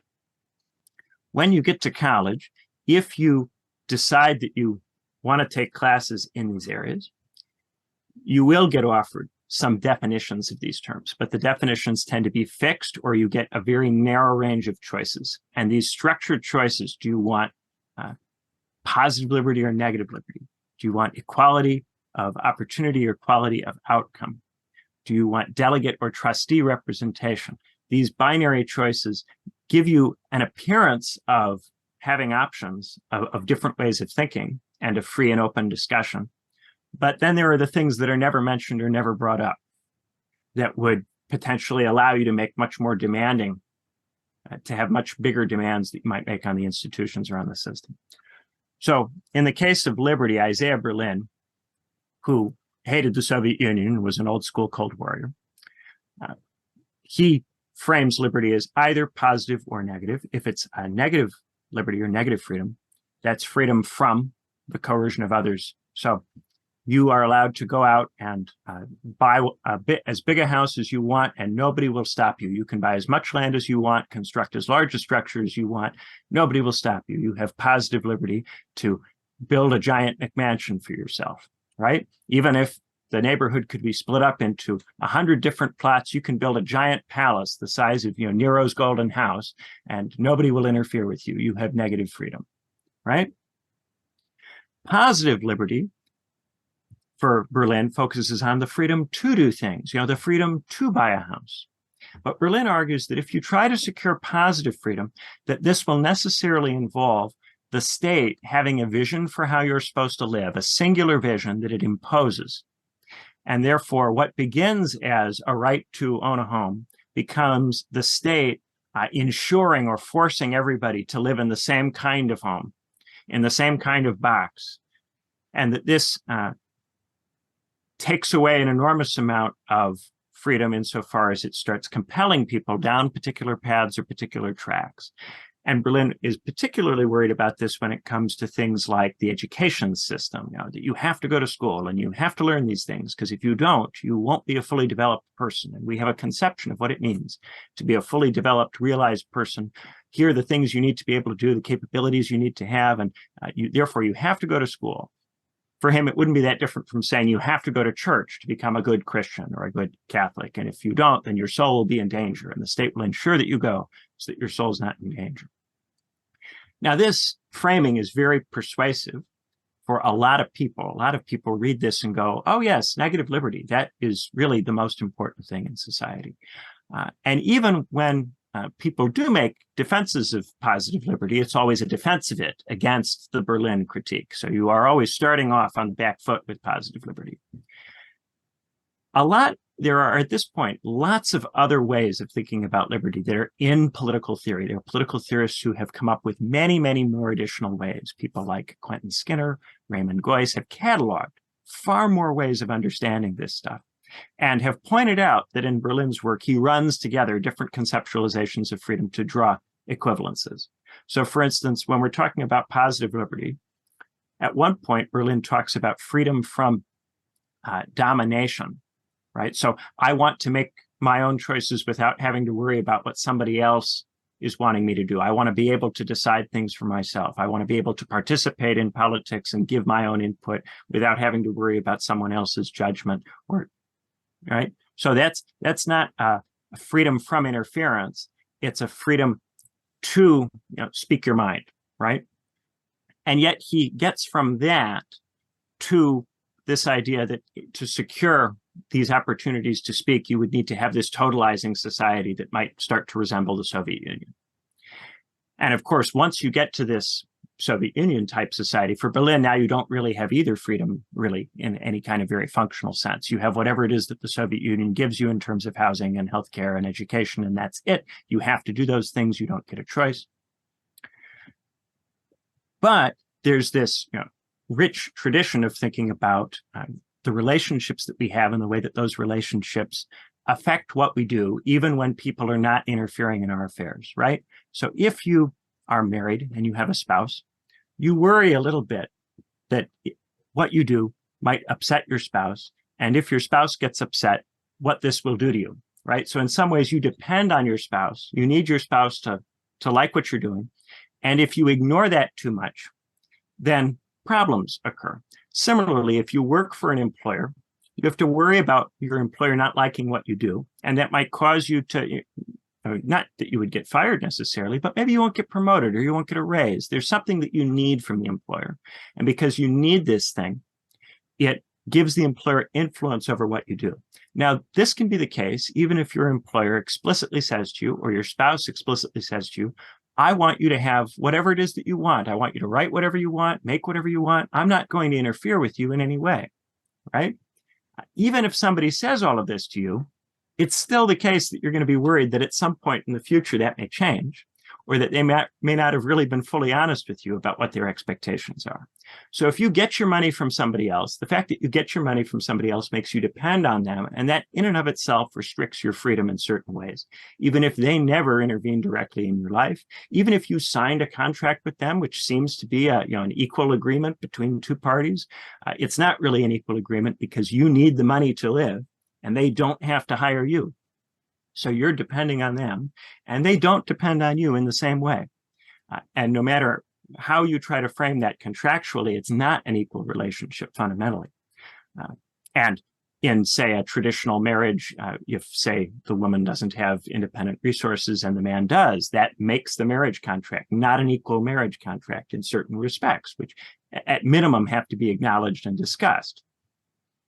So all of that stuff gets elided in Berlin's conceptualization, because for Berlin, positive liberty includes all of that stuff, because that's all about what you have the freedom to do. Another thing that Berlin doesn't really talk about is that the state can view multiple different conflicting ways of life as being freedom involving. So for instance, in Germany or in France, the secular state nonetheless can support various kinds of cultural or religious organizations to varying degrees. And in supporting those things, they're creating a civil society. So the state is involved in constructing a civil society that gives people lots of different ways of living, different options. Now, to some degree, the fact that the state is involved in funding or supporting these things makes these things dependent on the state and reduces their freedom to be anti-state. So in some way, it keeps the civil society organizations on the side of the state. At the same time, these civil society organizations are often meaningfully different from each other. In Germany, all of the religions that are recognized by the state get some level of support from the state. But of course, to get that support, you have to not be engaged in anti-state terroristic activity or advocating for anti-state terroristic activity. So if you don't have that kind of environment and you have the state not get involved in that at all on the grounds that that kind of trying to positively ensure people have access to civil society organizations would be an intervention which colors too much the kinds of civil society organizations that can exist. The consequence of that is that you leave it up to markets. In the United States, where the government doesn't get involved at all in religion, the market determines what kinds of churches are dominant. And if the state doesn't get involved in the school system, the market will determine what kinds of school systems are dominant. And just as the state can shape all of these things, market forces, impersonal forces, shape these things and color what kinds of institutions and structures they can give rise to. And this stuff can't really be acknowledged as freedom involving if we are just talking about, is there a direct intervention, right? If the state gets out of the way and leaves things and doesn't intervene, then the market will only give you certain options and not others. And that loss of options is a meaningful loss of freedom. Sometimes you can have lots and lots of options, but in a trivial area at the expense of some other possibility that would be more meaningful. So in that chapter, I do that with liberty. I also do it with equality and equity, and I talk about representation in terms of how in the academy, these binaries are constructed to give students a sense that they are engaging with a real deep discussion, when in point of fact, they have been introduced to something which hollows out and narrows the debate in ways that heavily restrict how they're able to think about politics. Speaking of this, like, suspicion of, like, Isaiah Berlin did not like this idea of like top down, there's one way of doing things. Personally, I think we need, given the trajectory of the last few decades, we probably need more of that as opposed to less of it, right? There are certain things, obviously, that should be just kind of like the way certain things are done. But I mean, like, we're 75 minutes in or so, and we still haven't really discussed your critique of democracy and the kind of like how democracy gets used by, let's just, before we get to like even the questions of like what is left, right, and center, but just let's, for the sake of argument, the left and the right, right? I mean, obviously 2020, the most important election of your lifetime. 2016 was also the most important election of my lifetime. 2012, right? Because if 2008 was the most important election of my lifetime, if you don't vote for Obama in 2012, it means that the racists have won out, right? Because he deserves a second term, clearly. But you don't actually buy these attacks, so-called attacks on democracy, right, by the left and the right. You argue that, in fact, democracy in the kind of generic sense, in the technical sense, I guess, is much more robust than people tend to assume. So I guess, like, what's your take on the following? Number one, just, I guess, the idea of like, what is democracy? Does America truly fall into that in the technical sense? If we expand the definition, are we now eroding democracy? Because there's definitely, segments of the population that I think you could argue that really don't experience the democratic process at all. Sometimes voluntarily, sometimes semi-voluntarily, sometimes just kind of structurally. This is where they're put into. People, for example, in the law enforcement, like when people go through the justice system, for instance, right? Obviously, like if you grew up in a neighborhood where your like everybody has options to do illegal things, right? If you are a CEO, your options for doing illegal things are both all kinds of shit. You could do almost anything, right? And you could also get away with it. You could cause much more carnage, right? You could poison a river and kill tens of thousands of people slowly, right? And people won't really notice if it's slow enough. If you're in the street, for instance, in some of the ethnicities that kind of like divide, along those kinds of street crimes, like when people talk about crime, they never want to differentiate, street crime versus other kinds of crime. If you're in the street, the kinds of crimes that are open to you are much higher risk, not only to yourself, but to the person that you're victimizing. And you're also getting just a lot less in return, right? I mean, people have killed people over like several $100s, monging them, that sort of thing. CEOs, they're not gonna, to them, that's chump change, right? They're not gonna put themselves through that. So I guess, like, what are your ideas, first of all, about how we define democracy and how, like, it seems like people are kind of absent from the democratic process, depending on what contingent you look at? And secondarily, how robust really is America's democracy? Yeah, so I would say that the definition of democracy is at this point heavily contested, to the point where we can have our thoughts about what we think would count as democracy, but it would almost be irrelevant, because whatever it is that I would tell you, this is what democracy is, lots of people would disagree with me.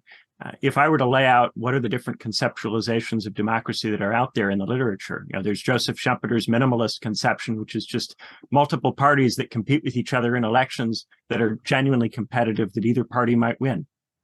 You can frame it in terms of, procedural fairness, that everybody has roughly the same level of input into decision making. Well, very clearly, we don't have democracy in anything like that sense. It can be in a kind of a big, broad, are the people ruling sense. But that's a sense that's compatible with having a dictator who claims that I'm acting on behalf of the people and the people are clearly with me. You can see this in their behavior.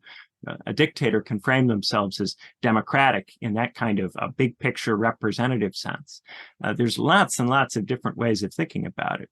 What I think is distinctive about now is that people don't agree, that people want very different procedures from one another.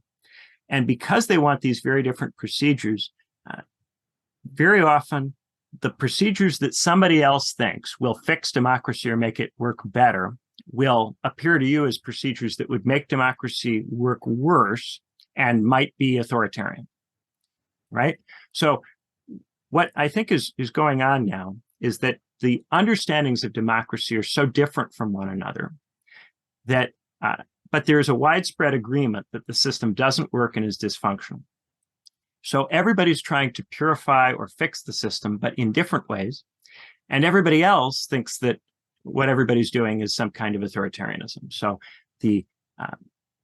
if you are, say, on the left and you want to make it easier for people to vote, there's someone on the right who will say that you're trying to make the elections open to voter fraud and you're trying to steal them so that you can install a one-party regime that can't be defeated. Right? Maybe you want to go to something like proportional representation. The right will go, you want to do this so that you can lock us out of power so that we can never win again. Right? Maybe you want to abolish the Supreme Court because you think that judicial review is a constraint on the rule of the people. Well, there will be people on the right who will say, actually, judicial review is essential to a constitutional system, and you're trying to gut the system to empower the president. Conversely, what do people on the right look to do? Well, they try to pass these voter fraud laws, which to the left look like voter suppression laws, or they try to make a system that's more strongly presidential, where the president has more authority potentially under, say, Donald Trump. And that looks to the left as potentially a tyrannical system. What the center does, what the establishment does, is it pits these different conceptualizations of democracy against each other as a way of disciplining the left and the right. So the left will be told that if the right wins, if the Republicans win, then the right will win. And if the right wins, then the right will impose fascism on the country. So the left has to vote for the center so that the right doesn't win. In point of fact, the Republican nominee is usually also a centrist and isn't even right-wing. And insofar as the Republican nominee is right-wing, the Republican nominee is not actually committed or capable of creating a fascist state. Conversely, it goes the other way too. The right will be told, you've got to vote for the center because otherwise the left will win. And if the left wins, it will institute communism, right? Generally, the Democratic nominee isn't even part of the left. Even if the Democratic nominee were conceived as part of the left, they would have no interest or capability, even if there is interest, in installing a communist government. The function of this is to get people to vote for centrist candidates when they otherwise would not feel in any way motivated to vote for them, because the centrist candidates are not actually capable of giving them anything that would improve their lives.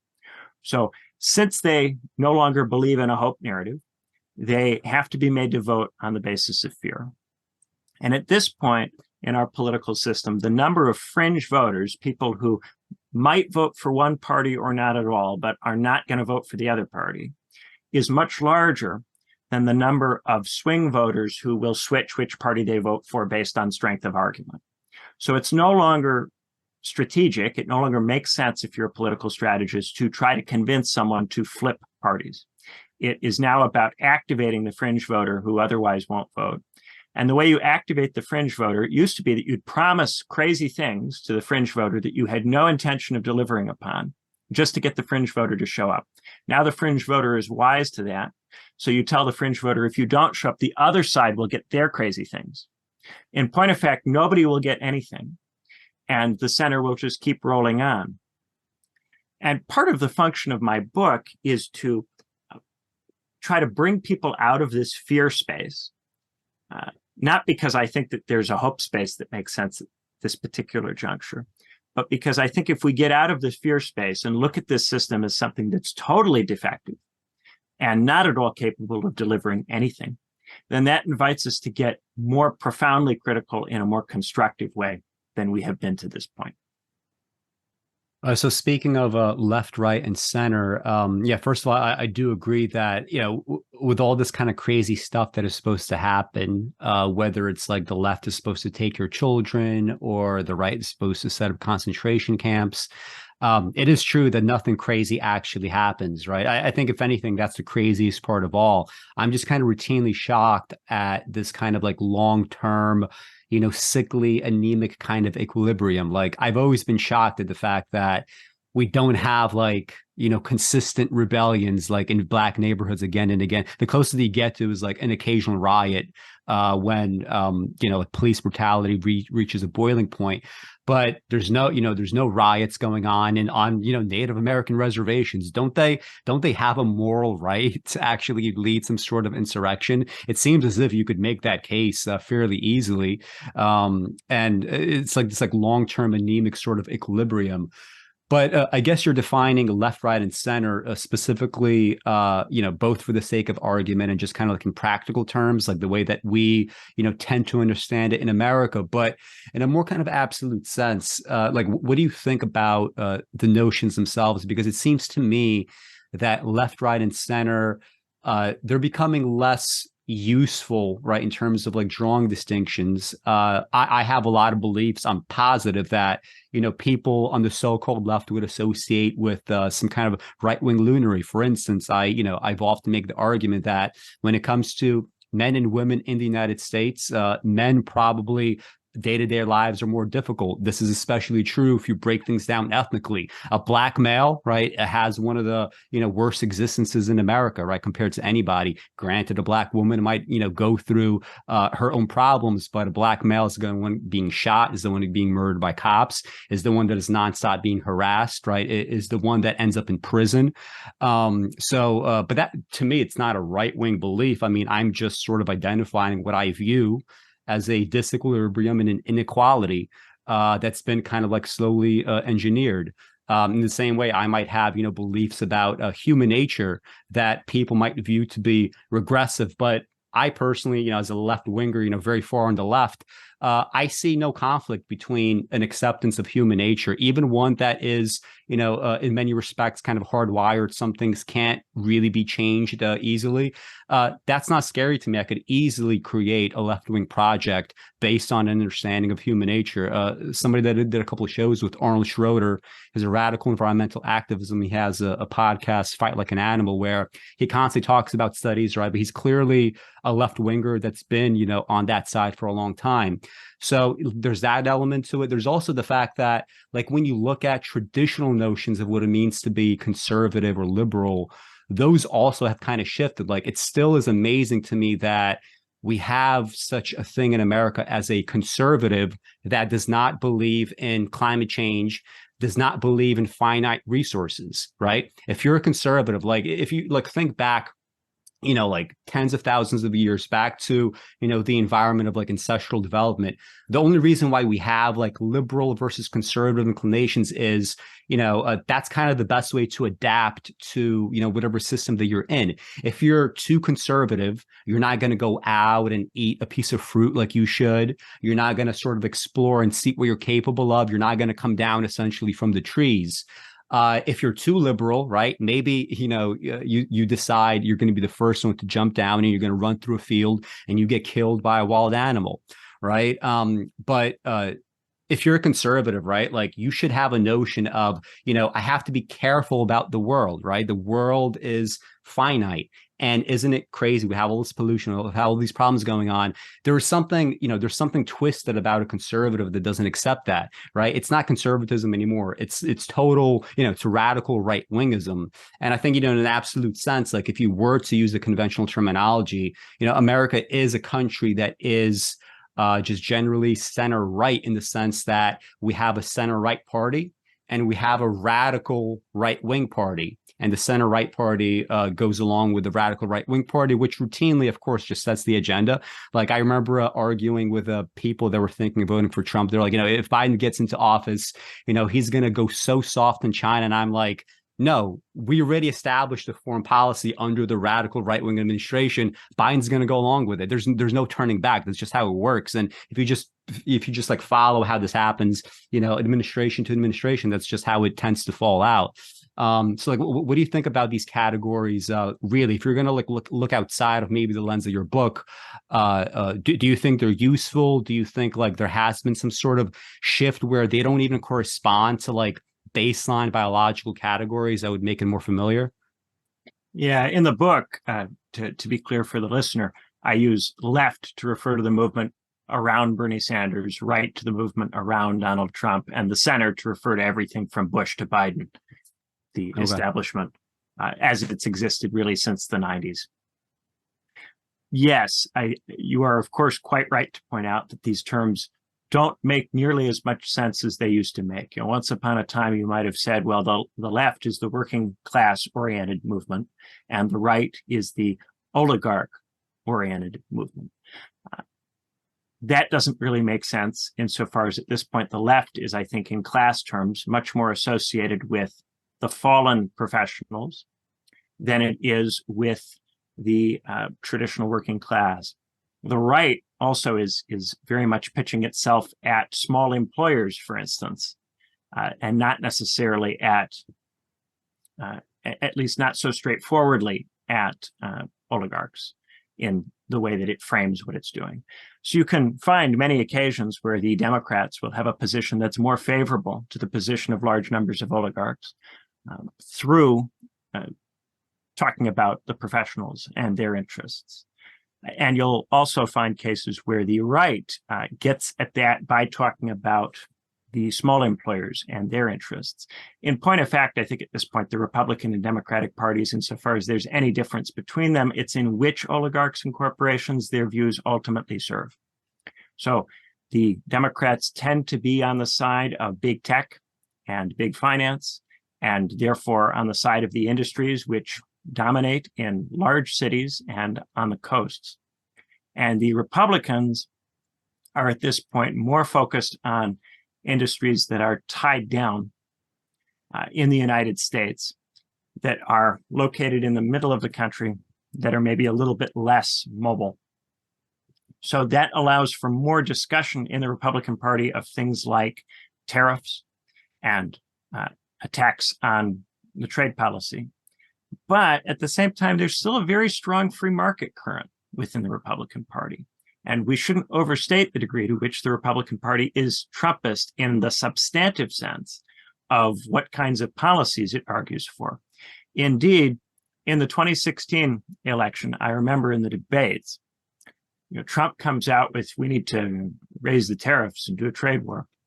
And they go around to all the other candidates, all these Tea Party candidates who are theoretically of the right and anti-establishment and anti-centrist, Rubio and Cruz. And what do they say? They say, oh, you have to cut taxes because if you raise the tariffs, that just passes the cost on to the consumer. Really, if we want to get jobs and investment here, we have to cut taxes.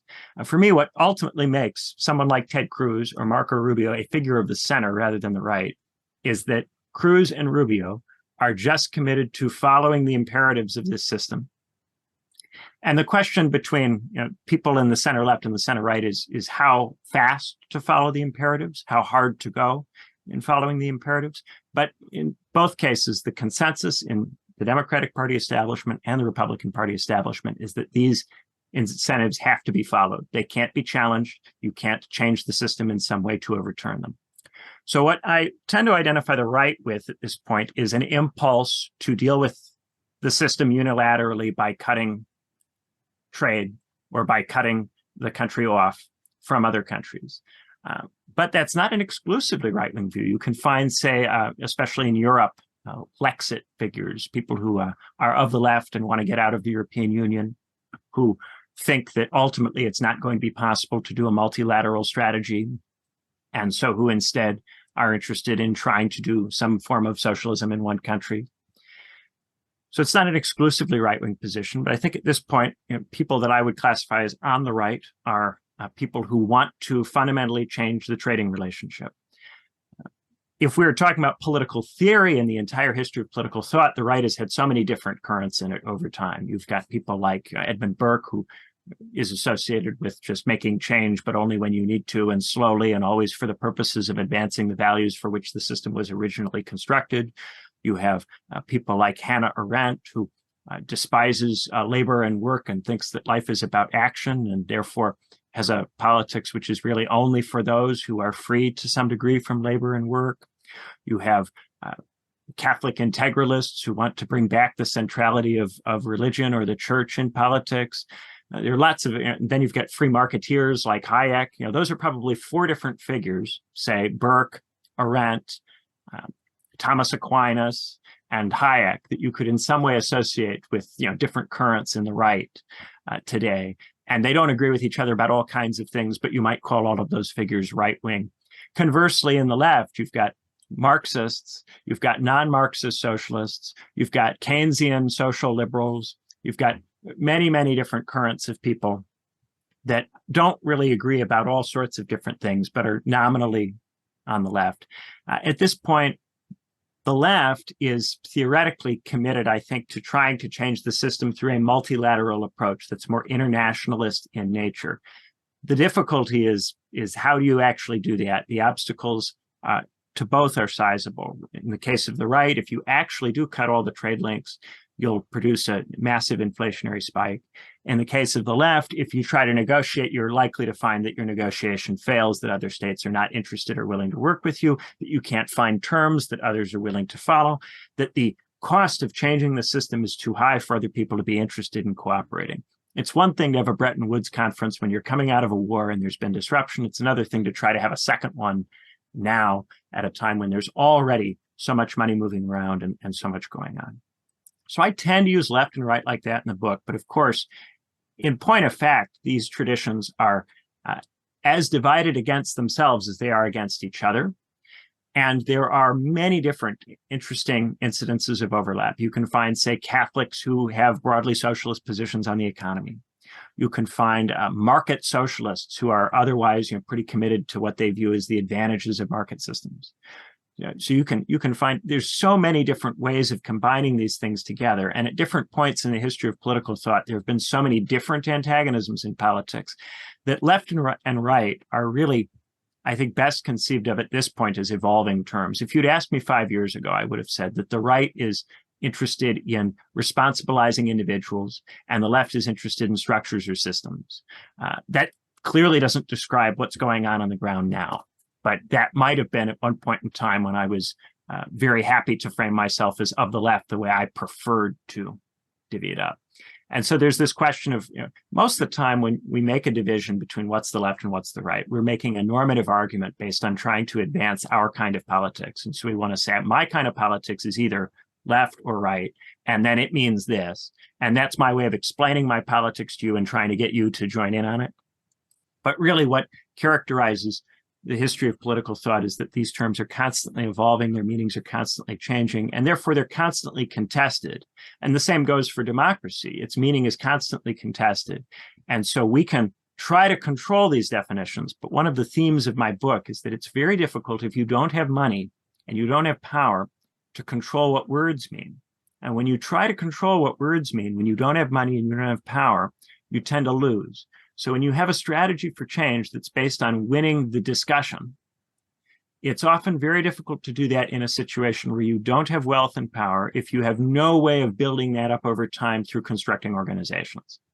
And the usual way of doing it on the left was to construct labor movements that were embedded in the working class, that gave workers a way of getting information and communicating with each other and doing politics together. In the absence of those kinds of things, if you just have professionals who are trying to lead a discussion that they think will go somewhere positive, those professionals will tend to fail. Their ideas and concepts will tend to be turned to establishment purposes, or they will get kicked out of the system at some stage for being insufficiently amenable to being turned to those purposes. So, given the way that you define progressives, you have an interesting part in the book that I've often thought about.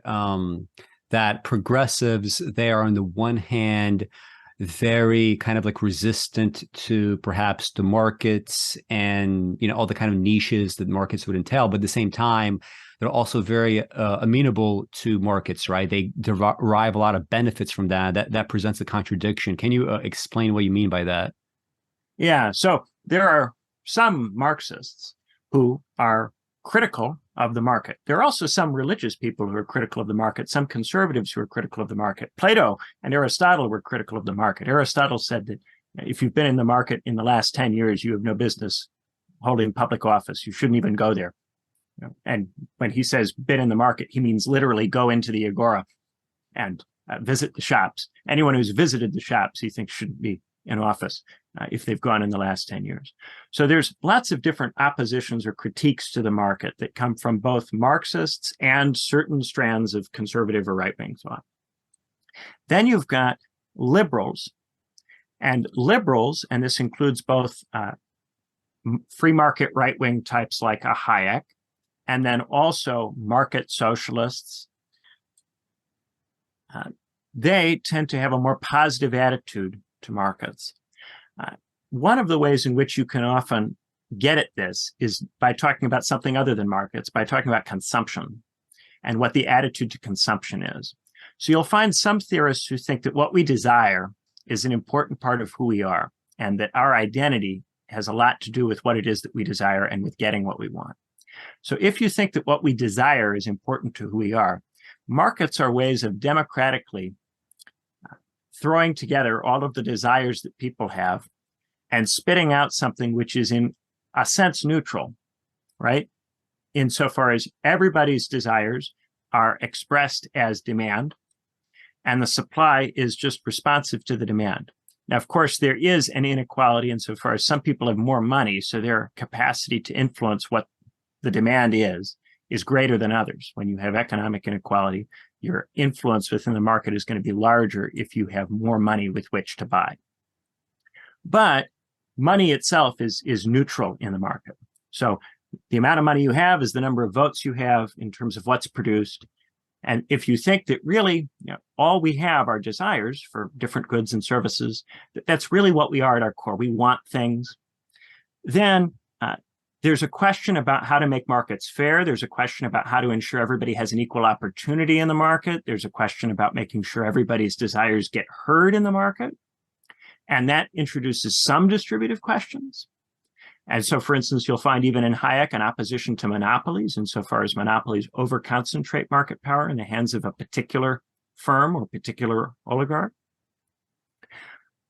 But on the other side, there are critiques of this whole view of who and what we are, which says we're not just our desires, that there are other values apart from the things that we desire that compete with what we desire, and that ultimately an important part of being free is ruling ourselves and subordinating our desires, which tend to be things that come out of the body, to these higher values. Right? And you'll find both left-wing and right-wing thinkers espousing this kind of view. You can find it in Marxists, you can find it in Mahatma Gandhi, and you can find it, of course, in various kinds of Christian thinkers. Now, if you have this kind of view, the market, because the market doesn't care about values apart from what's in demand, the market is necessarily hostile to these further sets of values.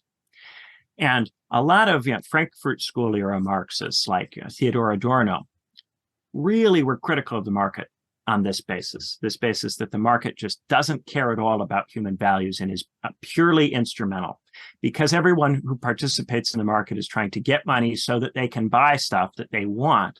At no point in the market do these other values really come into it, to the point where there's a collapse of belief in these other further values. There's a sense that these other further values aren't useful. They don't make money. They don't generate revenue. If they were useful, then wouldn't people demand them on the market? And wouldn't they be competitive in a market environment? The fact that they're not competitive in the market environment seems to suggest to someone who is a defender of desire and a defender of the market that these further values are just something that's been imposed by states or by authority figures and aren't actually things that really matter to people.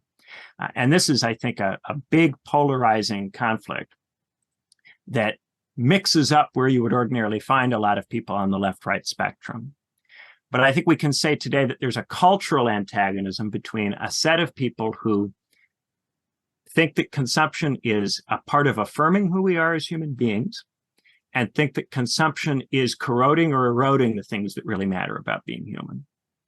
And that very often the progressive liberals find themselves on a side of this that is not very recognizably Marxist.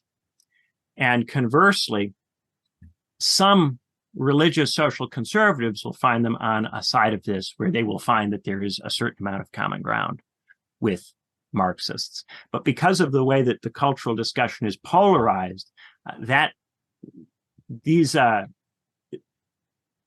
different relationships rarely are visible to us. And most of the time, if you are on the left, you are expected to affirm desire. And if you are on the right, you are expected to critique it. And so libertarians find themselves uncomfortable with the social conservatives insofar as the religious conservatives don't share their impulse to affirm desire. And conversely, on the left, you'll find that people who think that the state is important or have a more paternalist attitude find themselves in an uneasy alliance with more libertarian socialists or anarchists who are fundamentally suspicious of those other values and view them as potentially oppressive. A lot of it comes back to, what do you think really exists in politics? Do you think that at our core, we are individuals that desire things? Or is what exists something else? Do we have peoples? Do we have states? Do we have abstract values like the good or God that we all participate in or emanate from? These basic questions about what exists, I think, are in many ways more fundamental than the left-right question and often map onto the left-right question in different ways. Speaking of desire and critiquing of desire, it's another one of those things where it's not so like it doesn't have to be so obviously liberal, conservative, right, left or right, in the sense that, I mean, like, for instance, when most of my life I was morbidly obese. It was only in my early 20s that I lost something like 100 pounds.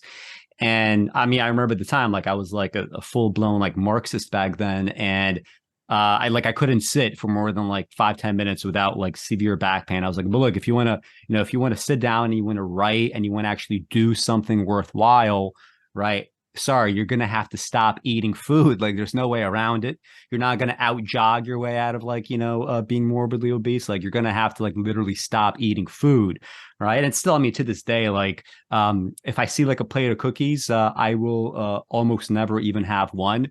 But I always have the thought, damn, wouldn't it be nice if I just could have this entire plate right now? That thought has never, like left my mind. It just, the desire for it has, actually gone away, like in a practical sense. But that has to do with like living to your kind of like potential, right? I mean, there's plenty of places where, as a left winger, you want to curtail indulgence, especially when you view how oligarchs live. It's just, you see it, you have to see it, right, as a totally pointless, self-indulgent kind of existence. And you look at that and you say, this is what I should avoid. This is what I don't want to do, right? Even if I become, one of these like professional types, I have to always be aware of that. So, I mean, that's an interesting factor. Another thing I think, like in practical terms, how like progressives are amenable to markets is, maybe this would have been the case prior to like this hyper competition that we're in now. But even if you look at like the media ecosystems, right? People that are ostensibly on the left, like Jimmy Dore, who for a long time have been saying stuff like, oh, look, you have to avoid voting for Democrats or Republicans. He still can't help but like, all right, Tucker Carlson is pretty big. I'm going to have to play nice with him, right? I'm going to have to appear on his show. I'm going to have to sort of, placate him because of his audience. If I want to, like, let's say best case scenario, Jimmy Dore is trying to like, create bridges between his, Carlson's audience and his, right? Like to bring like left wingers over. Still, like there's going to be this kind of like almost kiss assy kind of dynamic going on. And it seems as if everybody has like a niche that they're forced into, right? Everybody has to like fulfill some sort of like function. If all the big guns in a certain kind of political persuasion are, this person, that person, that person, and they believe X, Y, and Z, you're going to have to sort of, adapt yourself to that. And you're going to have to like not be as critical about it, or you're going to have like very creative sort of thought process that could combine in some sort of like really like weird synthetic, Frankenstein fashion, one ideology with another. On the other extreme end, you have like, total like, freak shows like that guy, what is it, Jackson Hinkle, some guy like that who calls himself a Marxist Trumpist. Like totally, like it's stuff that like ceases to make any kind of sense. And yet, everybody has like a certain kind of role to play, right? They have to be forced into these like little holes. And, it seems like in some ways there's no way out. So like later on in your book, when you start critiquing like, well, what if this book is wrong, right? And we have like some sort of, class traitor that joins our cause. I think like there's something about, both the way that fame works today and media works today and these niches work today, that might be even kind of like harder going forward. I don't know if you have any like broad thoughts about that. Yeah, I think it's very difficult. In that chapter, What If This Book Is Wrong, I really try to deal with, I imagine a reader who thinks that my outlook is just too negative and that I'm just too negative about things. And I try to give that reader my best effort to imagine what are some things that might work or might move in a positive direction. But throughout that chapter, I'm constantly undercutting all of my own ideas. As soon as I throw something out there, I start giving myself a hard time about it. I'm going, well, would that actually work? How would we actually get out of this structural straitjacket that we seem to be in? And what I keep coming back to is that it's very, very difficult to produce large-scale change without the kinds of major disruptions that are usually only brought about by really big exogenous shocks. And the one that I eventually come to in that chapter is the possibility of a big war with China that would disrupt Pacific trade and fundamentally change the situation. And that's the kind of thing where you can't possibly argue for something like that. Nobody can argue for fighting a world war because of the horrible, awful things that happen to people when that kind of stuff gets underway. But at the same time, I do think we need to recognize that a lot of the wishful thinking people are engaged in, where they imagine, we could just talk about things a little different, or I could just persuade somebody to come around and then we could get together and start getting something going. A lot of this stuff runs into a lot of obstacles, and a lot of it comes back to the fact that the available money for building organizations is often tied to specific culture war stances, specific stances on these questions about desire and which desires are valid and which ones aren't, and which identities are valid and which ones aren't, that prevent broad movements from being built that include both fallen professionals and traditional non-college educated workers. That ultimately, when you try to get these groups together, they get split on cultural lines. And then what usually happens is that the fallen professionals drive the traditional workers out of the organization. They not only marginalize them in decision-making, but they make the environment so unpleasant for traditional workers that the traditional workers just quit and go home and exit. So I think that it's very, very difficult to imagine a non-catastrophe involving scenario. One of the things I talk about is this lack of belief in revolution that people have. There's a lack of willingness on the part of ordinary people in the United States to be killed for their beliefs, in part because there's so little confidence that if anybody managed to win, that their beliefs would produce anything markedly better than what we have.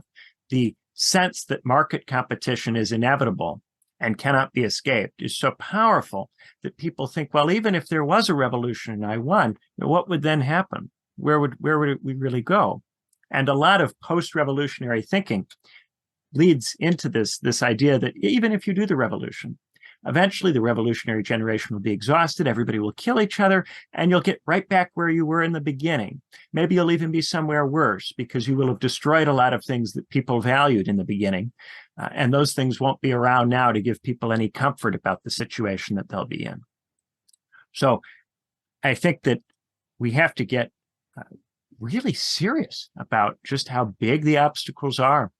And I think, as you say, it is much more difficult now to imagine labor unions that have enough influence to beat the system.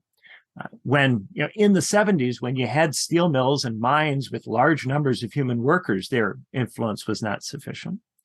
And it's also very difficult to imagine particular rich people defecting and making a big difference by defecting, because at this point, there's the market forces that rich people themselves deal with constrain their behavior to significant degrees, especially if they run, say, publicly traded corporations where shareholder value is pivotal. So we are roughly at the 2-hour mark, which is when YouTube starts punishing me for very rich, in-depth content. So maybe let's bring the rest of the discussion over to the patron show. That is patreon.com/automachination. There's a few things I want to discuss, both personal and not. So like, for example, in your book, I learned that 2008 was a personal turning point for you. You were 16 at the time, and that's when you started reading political theory, like actually in depth. Interestingly enough, for me, my turning point was 2003. I was also 16, and that's when I started reading in depth, not necessarily political theory, but just kind of, widely in general. And I want to talk about not only that personal side of things, but also specifically like whether we see any positive developments in like the response that government had to 2008 versus 2020. Is this a harbinger of anything?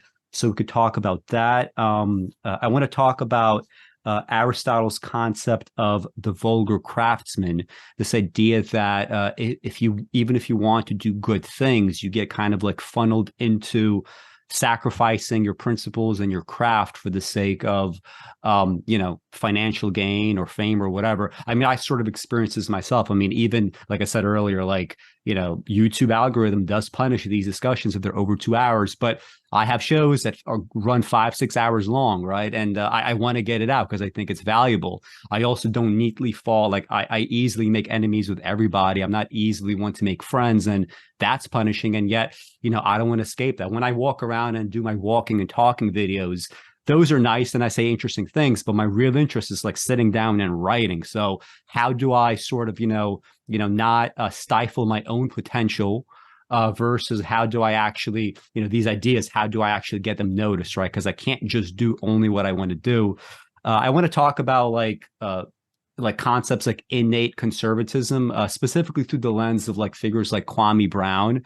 So actually, Benjamin, it was your essay on Kwame Brown a couple of years ago that first even like made me like realize the name. I tried to like avoid seeing what's going on the internet. So I would have never learned about that if it wasn't for your essay. And since that time, I've been kind of like on and off watching his content. And I think it's pretty fascinating based on the fact that he's not a media creation, despite the fact that he's conservative. It's a very different kind of conservatism from somebody like, a Ben Shapiro or whatnot.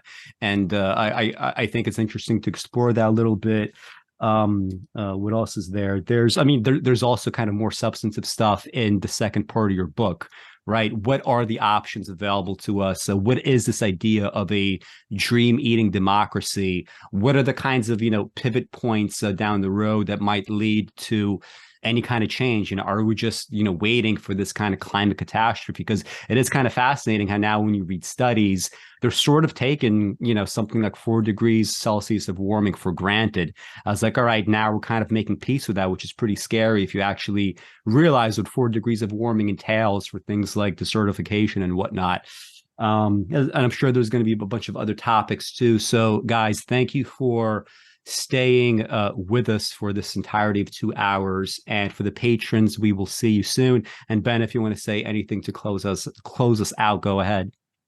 Well, thank you guys so much for listening, and thanks for having me. It's been a blast, and I'm looking forward to doing some more. Thank you.